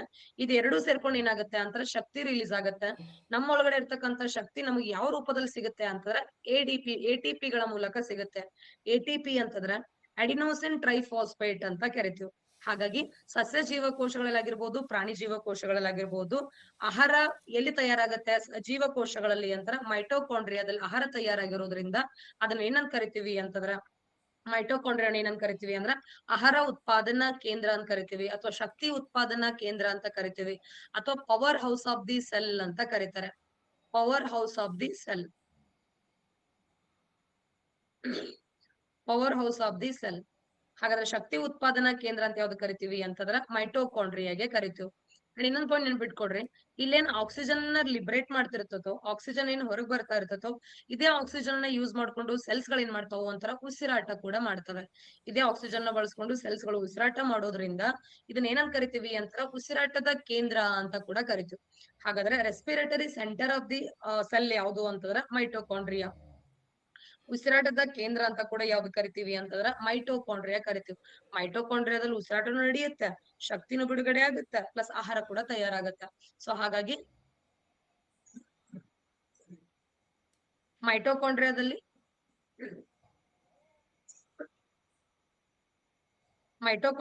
ಶಕ್ತಿ ಬಿಡುಗಡೆ ಆಗೋದ್ರಿಂದ ಅದೇನಂತ ಕರಿತೀವಿ ಅಂದ್ರೆ ಶಕ್ತಿ ಉತ್ಪಾದನಾ ಕೇಂದ್ರ ಅಂತ ಕರಿತೀವಿ. ಅಲ್ಲಿ ರಿಲೀಸ್ ಆಗಿರ್ತಕ್ಕಂಥ ಶಕ್ತಿ ಯಾವ ರೂಪದಲ್ಲಿ ಇರುತ್ತೆ ಅಂತಾರೆ ATP ರೂಪದಲ್ಲಿ ಸಿಗುತ್ತೆ. ATP ಅಂತಂದ್ರೆ ಅಡಿನೋಸಿನ್ ಟ್ರೈಫಾಸ್ಫೇಟ್ ಅಂತ ಕರಿತೀವಿ. ATP ಅಂತಾರೆ ಅಡಿನೋಸಿನ್ ಟ್ರೈಫಾಸ್ಫೇಟ್ ಅಂತ ಕರಿತೀವಿ. ಆಹಾರ ತಯಾರಾಗೋತ್ನಾಗ ಬಿಡುಗಡೆ ಆಗಿರ್ತಕ್ಕಂಥ ಆಮ್ಲಜನಕವನ್ನು ಬಳಸ್ಕೊಂಡು ಮೈಟೋಕಾಂಡ್ರಿಯಾಗಳು ಏನಾಗ್ತಾವ ಅಂದ್ರೆ ರೆಸ್ಪಿರೇಷನ್ ಮಾಡ್ತವೆ. ಸೊ ಇಲ್ಲಿ ಮೈಟೋಕಾಂಡ್ರಿಯಾದಲ್ಲಿ ರೆಸ್ಪಿರೇಷನ್ ನಡೆಯೋದ್ರಿಂದ ಇದನ್ನ ಏನಂತ ಕರಿತೀವಿ ಅಂತಂದ್ರೆ respiratory centre of the house ಅಂತ ಕೂಡ ಕರಿತೀವಿ. ಹಾಗಾದ್ರೆ ಒಂದು ಸೆಲ್ ಅಂತಂದಾಗ ಮಿನಿಮಮ್ ಎಷ್ಟು ಮೈಟೋಕಾಂಡ್ರಿಯಾ ಇರ್ತಾವ ಅಂತಾರ 30 ರಿಂದ 40 ಮೈಟೋಕಾಂಡ್ರಿಯಾಗಳು ಇರ್ತಾವ. ಒಂದು ಸೆಲ್ ಅಂತಂದಾಗ, ಒಂದು ಜೀವಕೋಶ ಅಂತಂದಾಗ ಎಷ್ಟು ಮೈಟೋಕಾಂಡ್ರಿಯಾಗಳು ಇರ್ತಾವು ಅಂತಂದ್ರ 30 ರಿಂದ 40 ಮೈಟೋಕಾಂಡ್ರಿಯಾಗಳು ಇರ್ತವೆ. ಹಾಗಾದ್ರೆ ಅತಿ ಹೆಚ್ಚು ಮೈಟೋಕಾಂಡ್ರಿಯಾಗಳು ಕಂಡು ಬರ್ತಕ್ಕಂತಹ ಈ ಒಂದು ಪಾರ್ಟ್ ಯಾವುದು ಅಂತ ನೋಡಿದ್ರೆ ಲಿವರ್ ಅಲ್ಲಿ ಕಂಡು ಬರುತ್ತೆ. ಅತಿ ಹೆಚ್ಚು ಮೈಟೋಕಾಂಡ್ರಿಯಾಗಳು ಯಾವ ಭಾಗದೊಳಗಡೆ ಕಂಡು ಬರ್ತಾವು ಅಂತ ಲಿವರ್ ಅಲ್ಲಿ ಕಂಡು ಬರ್ತವೆ. ಹಾಗಾದ್ರೆ ಮೈಟೋಕಾಂಡ್ರಿಯಾ ಒಂದು ಪೊರೆ ಸಹಿತ ಅಂದ್ರೆ ಮೆಂಬ್ರೇನಸ್ ಆರ್ಗ್ಯಾನಿಲ್ ಅಂತ ಕರಿತೀವಿ. ಸೊ ಏನಾಗಿದಾವ ಅಂತಾರ ಮೆಂಬ್ರೇನ್ಗಳು ಇದಾವೆ. ಮೈಟೋಕಾಂಡ್ರಿಯಾನ ಸಂಶೋಧನೆ ಮಾಡಿದವರು ಯಾರು ಅಂದ್ರೆ ಕೊಲ್ಲಿಕರ್ ಅಂತಕ್ಕಂತಹ ವಿಜ್ಞಾನಿ ಸಂಶೋಧನೆ ಮಾಡ್ತಾರೆ. ಅಂಡ್ ಅದಕ್ಕೆ ನೇಮ್ ಸಜೆಸ್ಟ್ ಮಾಡಿದವರು ಯಾರು ಅಂತಾರ ಬೆಂಡ್. ಸೊ ಗ್ಲೂಕೋಸ್ ಅಂದ್ರೆ ಆಹಾರ ಸಿಕ್ಕಿರುತ್ತೆ, ಆಹಾರ ಜೊತೆ ಆಕ್ಸಿಜನ್ ಸೇರ್ಕೊಂಡು ಏನಾಗುತ್ತೆ ಅಂತಾರೆ ಶಕ್ತಿ ರಿಲೀಸ್ ಮಾಡುತ್ತೆ, ಎನರ್ಜಿ ಹೊರಗ್ ಬರುತ್ತೆ. ಇವನ್ ಇದನ್ನ energy currency of the cell ಅಂತ ಕೂಡ ಕರೀತಾರೆ. ಅದ್ರ ಜೊತೆಗೆ power house of the cell ಅಂತ ಕೂಡ ಕರಿತೀವಿ. ಆಹಾರ ತಯಾರಾಗುತ್ತೆ, ಆಹಾರದಿಂದ ಶಕ್ತಿ ಸಿಗುತ್ತೆ. ಆ ಶಕ್ತಿಯ ರೂಪ ಯಾವ್ದ್ರ ರೂಪದಲ್ಲಿ ಇರುತ್ತೆ ಅಂತಾರೆ ATP ರೂಪದಲ್ಲಿ ಇರುತ್ತೆ. ಎಡಿನೋಸಿನ್ ಟ್ರೈಫಾಸ್ಫೇಟ್ ಅಂತ ಕರಿತೀವಿ. ಹಾಗಾದ್ರೆ ಇಲ್ಲಿ ಉಸಿರಾಟ ಕೂಡ ನಡೆಯುತ್ತೆ, ಆಕ್ಸಿಜನ್ ಅನ್ನ ಬಳಸ್ಕೊಂಡು ಉಸಿರಾಟ ಮಾಡ್ತವೆ. ಆದ್ರಿಂದ ಈ ಒಂದು ಜೀವಕೋಶಗಳ ಉಸಿರಾಟದ ಕೇಂದ್ರ ಅಂತ ಯಾವ್ದು ಕರಿತೀವಿ ಅಂತಂದ್ರ ಮೈಟೋಕಾಂಡ್ರಿಯಾಗೆ ಕರಿತೀವಿ. ಈ ಮೈಟೋಕಾಂಡ್ರಿಯಾದಲ್ಲಿ ಇರ್ತಕ್ಕಂತ ಈ ಬೆರಳಿನ ಆಕಾರದ ರಚನೆಗೆ ಏನಂತ ಕರಿತೀವಿ ಅಂತರ ಕ್ರಿಸ್ಟೆ ಅಂತ ಕರಿತೀವಿ. ಈ ಫಿಂಗರ್ ಲೈಕ್ ಪ್ರೊಜೆಕ್ಷನ್ಸ್ ಗಳು ಇರ್ತವೆ. ಇನ್ನ ಇದ್ರಲ್ಲಿ ಇರ್ತಕ್ಕಂತಹ ಲಿಕ್ವಿಡ್ ಏನಂತ ಕರಿತೀವಿ ಅಂತಂದ್ರ ಮ್ಯಾಟ್ರಿಕ್ಸ್ ಅಂತ ಕರಿತೀವಿ. ಮ್ಯಾಟ್ರಿಕ್ಸ್ ಅಂತ ಕರಿತೀವಿ.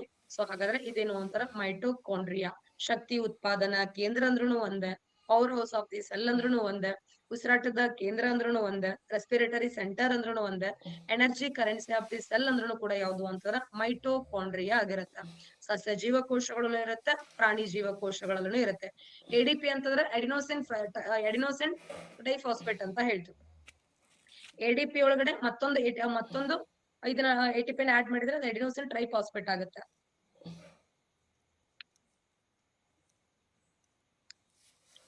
ರಾಸಾಯನಿಕ ಕಾರ್ಖಾನೆ ಅನ್ನೋದು ಇದಕ್ಕೆ ಕರೆಯಂಗಿಲ್ಲ. ರಾಸಾಯನಿಕ ಕಾರ್ಖಾನೆ ಗಾಲ್ಗಿ ಕಾಂಪ್ಲೆಕ್ಸ್ ಕರೀತಾರೆ.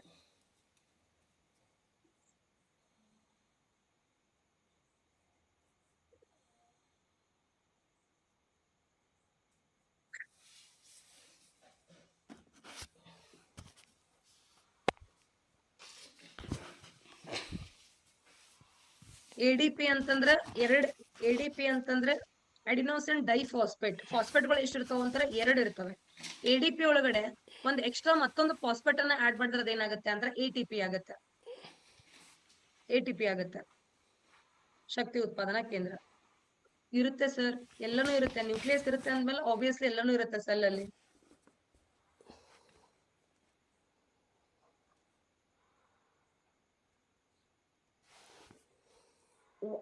ಅಲ್ಲ, ಆಡ್ ಮಾಡುದಂದ್ರೆ ನಾವೇನಂತ ಕರಿತೀವಿ ಅಂದ್ರೆ ಅಡಿಷನ್ ಆಫ್ ಫಾಸ್ಫೇಟ್ ಅಂತ ಕರಿತೀವಿ.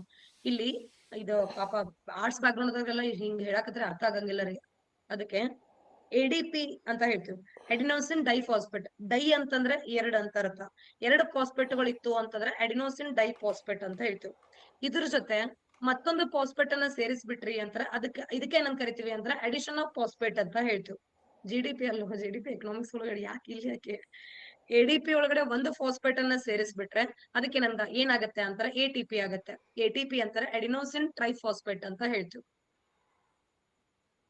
ಓಕೆ, ನೆಕ್ಸ್ಟ್ ಯಾವುದು ಅಂತಂದ್ರೆ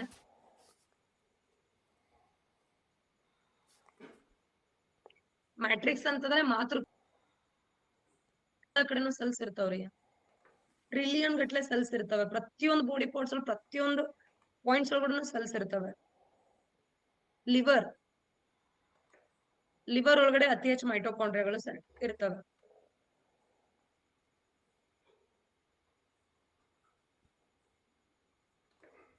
ಓಕೆ, ಇನ್ನ ನೆಕ್ಸ್ಟ್ ಒನ್ ಯಾವ್ದು ಅಂತಾರೆ? ಸೆಕೆಂಡ್ ಒನ್ ಯಾವ್ದು ಅಂತಂದ್ರೆ ಎರಡನೇದಾಗಿ ಬರೋಣ.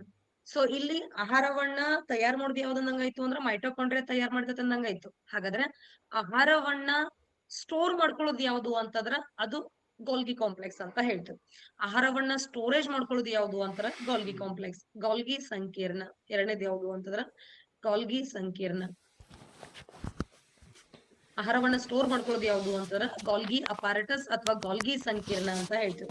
ಸೊ ಇದೇನ್ ಮಾಡುತ್ತೆ ಅಂತಂದ್ರ ಮೈಟೋಕಾಂಡ್ರಿಯಾ ತಯಾರಾಗಿರ್ತಕ್ಕಂಥ ಆಹಾರವನ್ನ ಸ್ಟೋರ್ ಮಾಡ್ಕೊಳ್ತಕ್ಕಂಥ ಕೆಲಸ ಯಾರು ಮಾಡ್ತಾರೆ ಅಂತಾರ ಗಾಲ್ಗಿ ಸಂಕೀರ್ಣ ಮಾಡುತ್ತೆ. ಹಾಗಾದ್ರೆ ಗಾಲ್ಗಿ ಕಾಂಪ್ಲೆಕ್ಸ್ ಅಂತ ಹೇಳ್ತೀವಿ ಇದಕ್ಕೆ.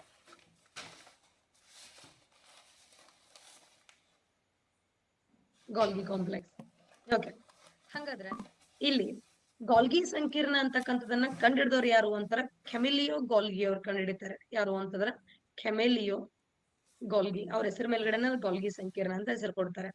ಕೆಮಿಲಿಯೋ ಗಾಲ್ಗಿ ಅಂತ ಹೇಳ್ತೀವಿ. ಇವ್ರ ಏನ್ ಮಾಡ್ತಾರೆ ಅಂತಾರ ಗಾಲ್ಗಿ ಸಂಕೀರ್ಣವನ್ನ ಕಂಡುಹಿಡಿತಾರೆ. ಹಾಗಾದ್ರೆ ಏನ್ ಕೆಲಸ ಮಾಡತ್ತೆ ಗಾಲ್ಗಿ ಸಂಕೀರ್ಣ ಅಂತಂದ್ರೆ, ಗಾಲ್ಗಿ ಸಂಕೀರ್ಣ ಅಂದ್ರೆ ಏನ್ ಕೆಲಸ ಇಲ್ಲಿದೆ ನೋಡ್ರಿ. ಇಲ್ಲಿ ನಮ್ ತೋರಿಸಿದ ಡಂಬೆಲ್ ಶೇಪ್ ಇರ್ತಾವು ಅಂತ, ಅದ ಬ್ಯಾಗ್ ತರ ಸ್ಟ್ರಕ್ಚರ್ ಇರ್ತವೆ.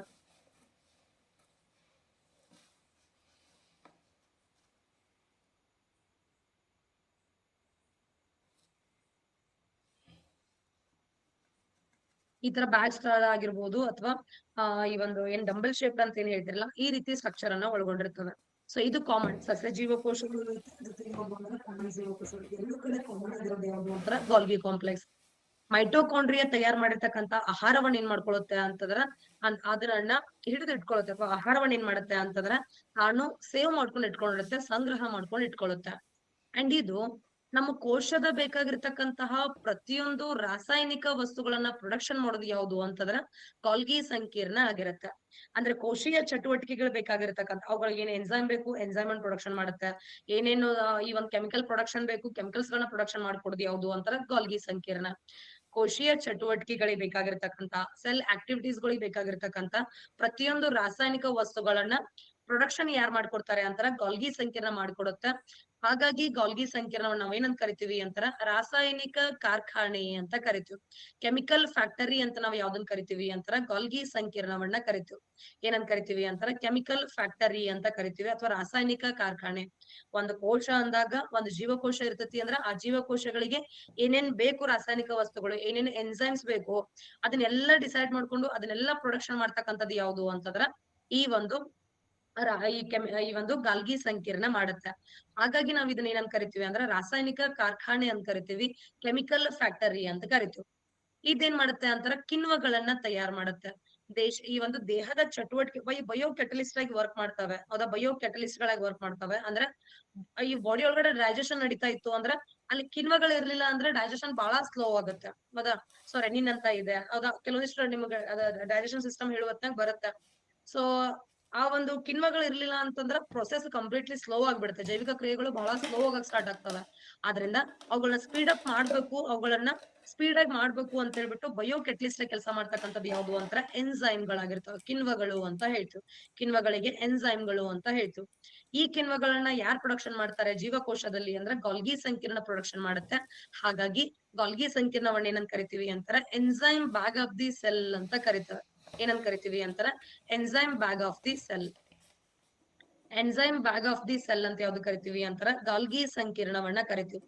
ಅಂದ್ರೆ ಈ ಒಂದು ಏನ್ ಕೋಶಗಳ ಒಳಗಡೆ ಏನೇನ್ ಆಕ್ಟಿವಿಟಿ ನಡೀತಾ ಇರ್ತದೋ ಆ ಆಕ್ಟಿವಿಟಿ ಬೇಕಾಗಿರ್ತಕ್ಕಂತ ಎಲ್ಲಾ ರಾಸಾಯನಿಕ ವಸ್ತುಗಳನ್ನ ಪ್ರೊಡಕ್ಷನ್ ಮಾಡೋದು ಯಾವುದು ಅಂತಾರ ಈ ಒಂದು ಗಾಲ್ಗಿ ಸಂಕೀರ್ಣ. ಆದ್ರಿಂದ ಇದನ್ನ ಏನಂತ ಕರಿತೀವಿ ಅಂದ್ರೆ ರಾಸಾಯನಿಕ ಕಾರ್ಖಾನೆ ಅಥವಾ ಕೆಮಿಕಲ್ ಫ್ಯಾಕ್ಟರಿ ಅಂತ ಕರಿತೀವಿ. ಇನ್ನ ಕೋಶೀಯ ಚಟುವಟಿಕೆ ಬೇಕಾಗಿರ್ತಕ್ಕಂತ ಎನ್ಸೈಮ್ಸ್ ಗಳನ್ನ ಕಿಣ್ವಗಳನ್ನ ಪ್ರೊಡಕ್ಷನ್ ಮಾಡೋದ್ರಿಂದ ಇದಕ್ಕೆ ಏನಂತ ಕರೀತಾರೆ ಅಂದ್ರೆ enzyme bag of the cell ಅಂತ ಕರೀತಾರೆ ಅಥವಾ ಕಿಣ್ವಗಳ ಚೀಲ ಅಂತ ಕರಿತೀವಿ. ಏನಂತ ಕರಿತೀವಿ ಅಂತಾರ ಕಿಣ್ವಗಳ ಚೀಲ ಅಂತ ಕರಿತೀವಿ. ಯಾವ್ದಕ್ಕೆ ಅಂತಂದ್ರ ಈ ಒಂದು ಯಾವ್ದು ಕರಿತೀವಿ ಅಂತಾರ ಗಾಲ್ಗಿ ಸಂಕೀರ್ಣಕ್ಕೆ ಕರಿತೀವಿ. ಆಗ ಅಲ್ಲಿ ಮೈಟೋಕಾಂಡ್ರಿಯಾ ತಯಾರು ಮಾಡಿರ್ತಕ್ಕಂಥ ಆಹಾರವನ್ನ ಇದು ಸ್ಟೋರ್ ಮಾಡ್ಕೊಂಡು ಇಟ್ಕೊಳ್ಳುತ್ತೆ. ಇನ್ನೊಂದ್ ಏನ್ ಕೆಲಸ ಮಾಡುತ್ತೆ ಅಂದ್ರೆ ರಾಸಾಯನಿಕ ವಸ್ತುಗಳ ಪ್ರೊಡಕ್ಷನ್ ಮಾಡುತ್ತೆ, ಕೆಮಿಕಲ್ ಫ್ಯಾಕ್ಟರಿ ಅಂತ ಹೇಳ್ತೀವಿ. ಎನ್ಸೈಮ್ಸ್ ಗಳನ್ನ ಅಂದ್ರೆ ಯಾವಾಗ ಯಾವ ಸೆಲ್ಗೆ ಏನೇನ್ ಎನ್ಸೈಮ್ಸ್ ಗಳು ಬೇಕು ಅದನ್ನ ಕೂಡ ಪ್ರೊಡಕ್ಷನ್ ಮಾಡೋದು ಯಾವ್ದು ಅಂತಾರ ಕೆಮಿಲಿಯೋ. ಇದು ಒಂದು ಗಾಲ್ಗಿ ಸಂಕೀರ್ಣ ಅಂತ ಹೇಳ್ತೀವಿ. ಕಂಡಿಡಿದವ್ರು ಯಾರು ಅಂತಾರ ಕೆಮಿಲಿಯೋ ಗಾಲ್ಗಿ ಅವ್ರು ಕಂಡಿಡಿತಾರೆ. ಹಾಗಾದ್ರೆ ಶಕ್ತಿ ಉತ್ಪಾದನಾ ಕೇಂದ್ರವನ್ನ ಮೈಟೋಕಾಂಡ್ರಿಯಾ ಕರಿತೀವಿ. ಆ ಶಕ್ತಿಯನ್ನ ಸ್ಟೋರ್ ಮಾಡ್ಕೊಳ್ಳೋದು ಯಾವ್ದು ಅಂತಾರ ಗಾಲ್ಗಿ ಸಂಕೀರ್ಣ. ಅದಕ್ಕೆ ಉಸಿರಾಟದ ಕೇಂದ್ರ ಅಂತ ಕೂಡ ಕರಿತೀವಿ. ಅಂಡ್ ಇದಕ್ಕೆ ಏನಂತ ಕರಿತೀವಿ ಅಂತಾರ enzyme bag of the cell ಅಂತ ಕೂಡ ಕರಿತೀವಿ. Enzyme bag of the cell ಯಾವ್ದು ಅಂತಂದ್ರ ಗಾಲ್ಗಿ ಸಂಕೀರ್ಣ. ಆಯ್ತಾ. ಸೊ ಒಳ್ಳೇದ್ ಯಾವ್ದು ಅಂದ್ರ ಮೈಟೋಕಾಂಡ್ರಿಯಾ ಆಹಾರ ತಯಾರು ಮಾಡುತ್ತೆ, ಉಸಿರಾಟ ಮಾಡುತ್ತೆ. ಗಾಲ್ಗಿ ಸಂಕೀರ್ಣ ದೇಶೀಯ ಅಲ್ಲಿ ಕೋಶೀಯ ಚಟುವಟಿಕೆಗಳಿಗೆ ಏನೇನ್ ಬೇಕು ಅವುಗಳನ್ನೆಲ್ಲ ಪ್ರೊಡಕ್ಷನ್ ಮಾಡ್ತಕ್ಕಂಥದ್ದು ಯಾವ್ದು ಅಂತಾರ ಗಾಲ್ಗಿ ಸಂಕೀರ್ಣ ಆಗಿರುತ್ತೆ. ನೆಕ್ಸ್ಟ್ ಬಂದ್ವಿ ಅಂತಂದ್ರೆ ಇಲ್ಲೊಂದಿದೆ ಪ್ಯಾಕೇಜಿಂಗ್ ಮಾಡುತ್ತೆ. Energy currency of the cell ಅದು ಮೈಕೋಪ್ಲಾಸ್ಮ.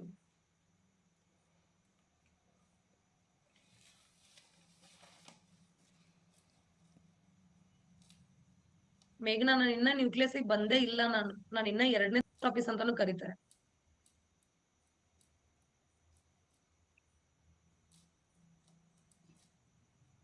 ಸರ್ ಎಕನಾಮಿಕ್ ಯಾಕೆ ಟೀಚ್ ಮಾಡೋದು ಅಂದ್ರೆ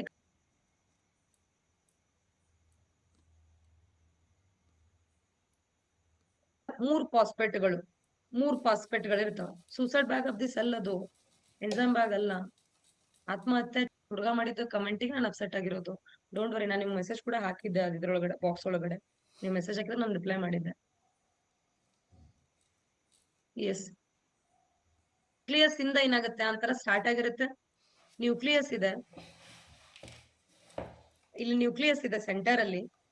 ಆ ನ್ಯೂಕ್ಲಿಯಸ್ ಇಂದ ಸ್ಟಾರ್ಟ್ ಆಗೋದು ಯಾವ್ದು ಅಂತಂದ್ರ ಹೇಳಿದ್ನಲ್ಲ ಇಲ್ಲಿ ಕಂಡಿಡ್ದವ್ರು ಯಾರು ಅಂತಂದ್ರೆ ಕೆಮಿಲಿಯೋ ಗಾಲ್ಗಿ ಅಂತ.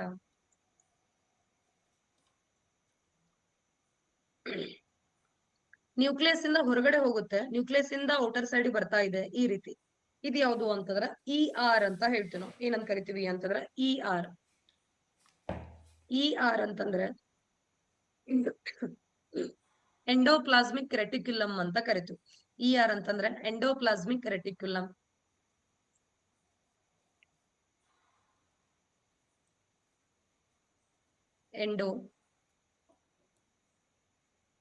ಎಂಡೋಪ್ಲಾಸ್ಮಿಕ್ ರೆಟಿಕ್ಯುಲಮ್ ER ಅನ್ನೋದಕ್ಕೆ ಏನ್ ಕರಿತೀವಿ ಅಂತಾರೆ ಎಂಡೋಪ್ಲಾಸ್ಮಿಕ್ ರೆಟಿಕ್ಯುಲಮ್.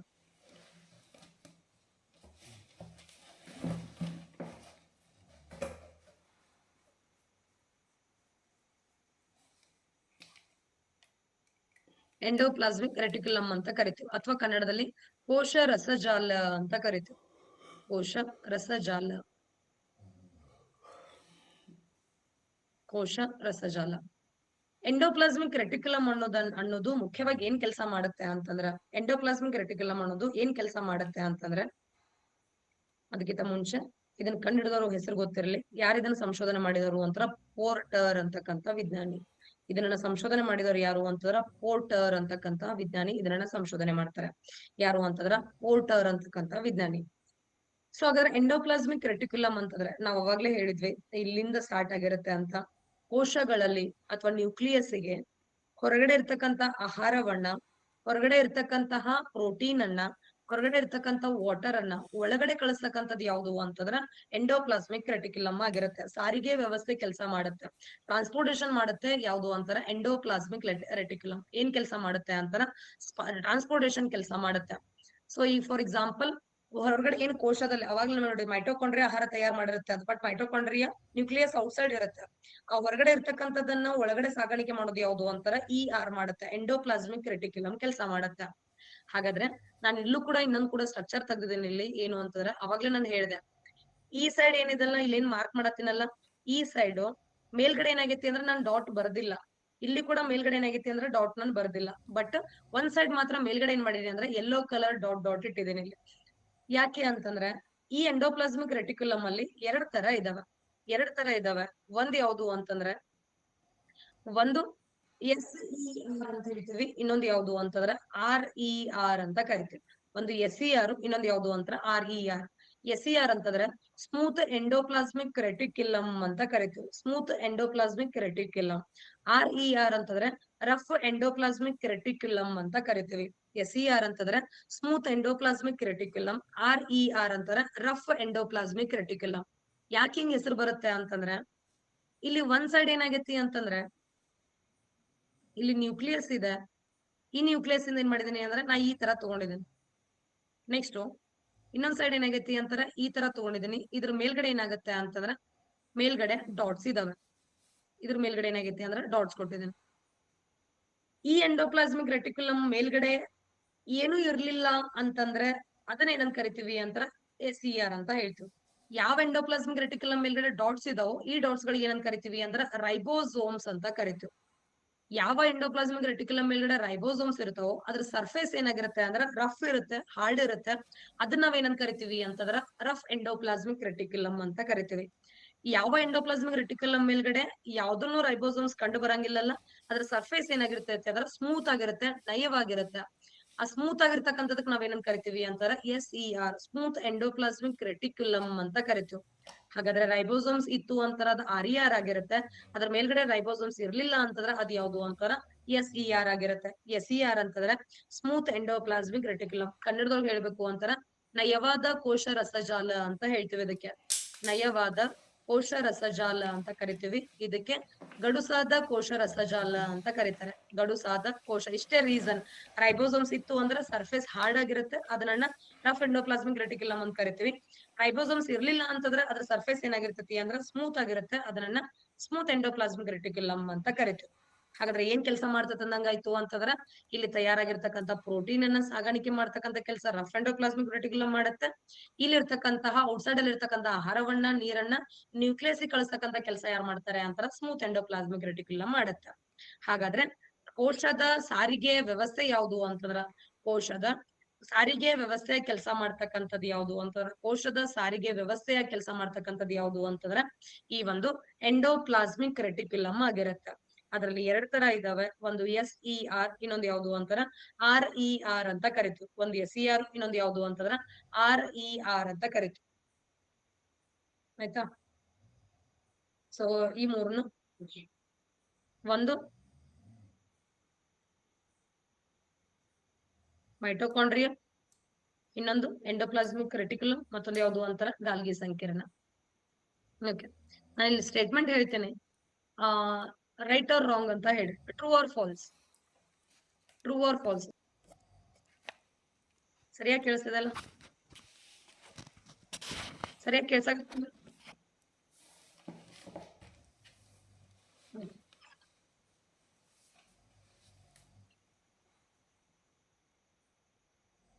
ಕೇಳಿಸ್ತದನ ಇಲ್ಲ? 500 ಜನ 600 ಜನ ಇದ್ದೀರಾ, ಹಾಕಿರೋದು ತಂಬ್ ಹಾಕಿರೋದು 300 ಜನ.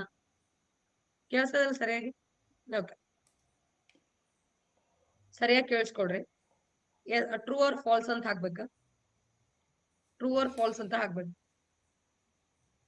ಸಸ್ಯ ಜೀವಕೋಶಗಳಲ್ಲಿ ಕೋಶ ಕೇಂದ್ರ, ಸಸ್ಯ ಜೀವಕೋಶಗಳಲ್ಲಿ ಕೋಶ ಕೇಂದ್ರ ಎಕ್ಸಾಕ್ಟ್ ಸೆಂಟರ್ ಅಲ್ಲಿ ಇರುತ್ತೆ. ಎಕ್ಸಾಕ್ಟ್ ಸೆಂಟರ್ ಅಲ್ಲಿ ಇರುತ್ತೆ. ಸಸ್ಯ ಜೀವಕೋಶಗಳಲ್ಲಿ ಕೋಶ ಕೇಂದ್ರ ಎಕ್ಸಾಕ್ಟ್ ಸೆಂಟರ್ ಅಲ್ಲಿ ಇರುತ್ತೆ. True or falls?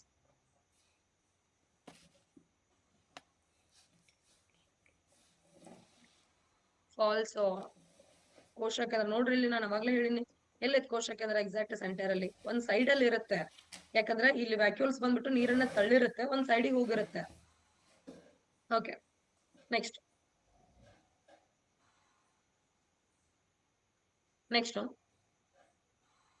ಲೈಸೋಸೋಮ್ಗಳು.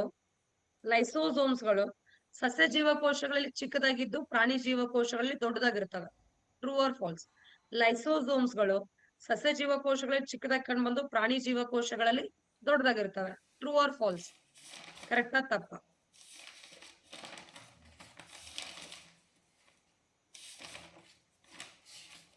ಟ್ರೂ. ಲೈಸೋಸೋಮ್ಸ್ಗಳು ಸಸ್ಯ ಜೀವಕೋಶಗಳಲ್ಲಿ ಸಣ್ಣದಾಗಿರ್ತವೆ, ಪ್ರಾಣಿ ಜೀವಕೋಶಗಳಲ್ಲಿ ದೊಡ್ಡ ಇರ್ತವೆ. ಓಕೆ, ಸೆಂಟ್ರಿಯೋಲ್ಸ್ಗಳು ಸಸ್ಯ ಜೀವ ಮತ್ತು ಪ್ರಾಣಿ ಜೀವಕೋಶಗಳು ಎರಡರಲ್ಲಿನೂ ಕಂಡು ಬರ್ತವೆ. ಸೆಂಟ್ರಿಯೋಲ್ಸ್ಗಳು ಸಸ್ಯ ಜೀವಕೋಶ ಮತ್ತು ಪ್ರಾಣಿ ಜೀವಕೋಶ ಎರಡರಲ್ಲಿನೂ ಕಂಡು ಬರ್ತವೆ.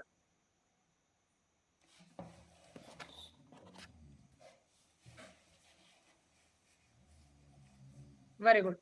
ಎರಡರಲ್ಲಿನೂ ಇಲ್ಲ. ಸೆಂಟ್ರಿಯೋಲ್ಸ್ ಸಸ್ಯ ಜೀವಕೋಶಗಳು ಇರೋದಿಲ್ಲ, ಪ್ರಾಣಿ ಜೀವಕೋಶಗಳು ಮಾತ್ರ ಏನಾಗ್ತವೆ ಅಂತಾರೆ, ಸೆಂಟ್ರಿಯೋಲ್ಸ್ ಕಂಡು ಬರ್ತವೆ. Okay, okay. ಜೀವಕೋಶದ ಸಾರಿಗೆ ವ್ಯವಸ್ಥೆ ಅಂತ ಹೇಳ್ಬಿಟ್ಟು ನಾವ್ ಯಾವ್ದು ಕರಿತೀವಿ ಅಂತಾರ? ಮೈಟೋಕಾಂಡ್ರಿಯಾವನ್ನ ಕರಿತೀವಿ. ಸಾರಿಗೆ ವ್ಯವಸ್ಥೆ ಕೆಲಸ ಮಾಡ್ತಕ್ಕಂಥದ್ದು ಯಾವುದು ಅಂತಾರ? ಮೈಟೋಕಾಂಡ್ರಿಯಾ.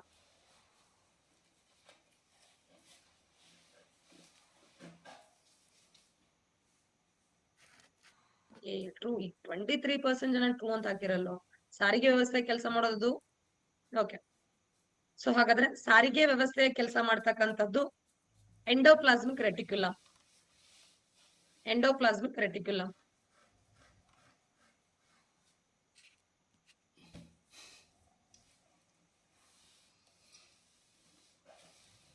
ಓಕೆ, ಹಾಗಾದ್ರೆ ಪ್ರಾಣಿ ಜೀವಕೋಶ ಮತ್ತು ಸಸ್ಯ ಜೀವಕೋಶಗಳ ಎರಡರಲ್ಲಿನೂ ಏನಾಗಿರುತ್ತೆ ಅಂದ್ರೆ ಕ್ಲೋರೋಪ್ಲಾಸ್ಟ್ ಇರುತ್ತೆ. ಪ್ರಾಣಿ ಜೀವಕೋಶ ಮತ್ತು ಸಸ್ಯ ಎರಡೂ ಕಡೆನೂ ಕ್ಲೋರೋಪ್ಲಾಸ್ಟ್ ಇರುತ್ತೆ.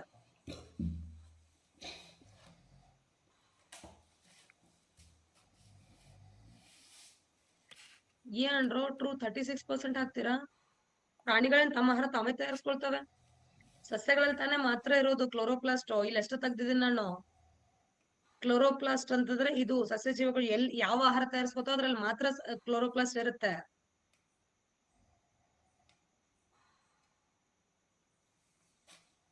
ಎಸ್. ಕಿಣ್ವಗಳ ಚೀಲ ಅಂತ ಹೇಳ್ಬಿಟ್ಟು ಗಾಲ್ಗಿ ಸಂಕೀರ್ಣ ಕರಿತೀವಿ. Yes or no? True or false? ಕಿಣ್ವಗಳ ಚೀಲ ಅಂತ ಹೇಳ್ಬಿಟ್ಟು ಗಾಲ್ಗಿ ಸಂಕೀರ್ಣವನ್ನ ಕರಿತೀವಿ.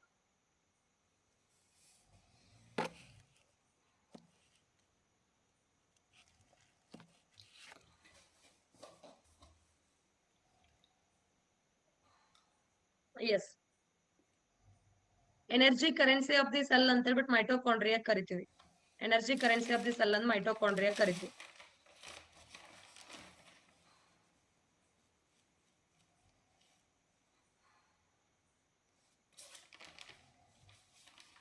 ಓಕೆ,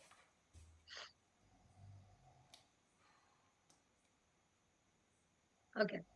ಗಾಲ್ಗಿ ಸಂಕೀರ್ಣವನ್ನ ಕಂಡುಹಿಡಿದವರು ಕೆಮಿಲಿಯೋ ಗಾಲ್ಗಿ. ಗಾಲ್ಗಿ ಸಂಕೀರ್ಣವನ್ನು ಕಂಡುಹಿಡಿದವರು ಕೆಮಿಲಿಯೋ ಗಾಲ್ಗಿ.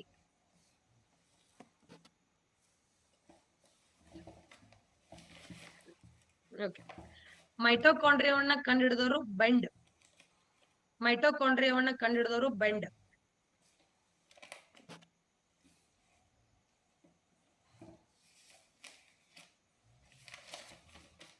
ಮೈಟೋಕಾಂಡ್ರಿಯಾ ಕಂಡುಹಿಡಿದವರು ಕೊಲ್ಲಿಕರ್.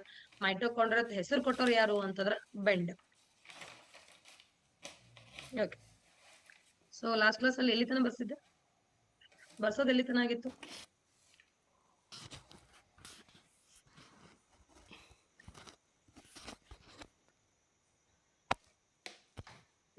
Leader board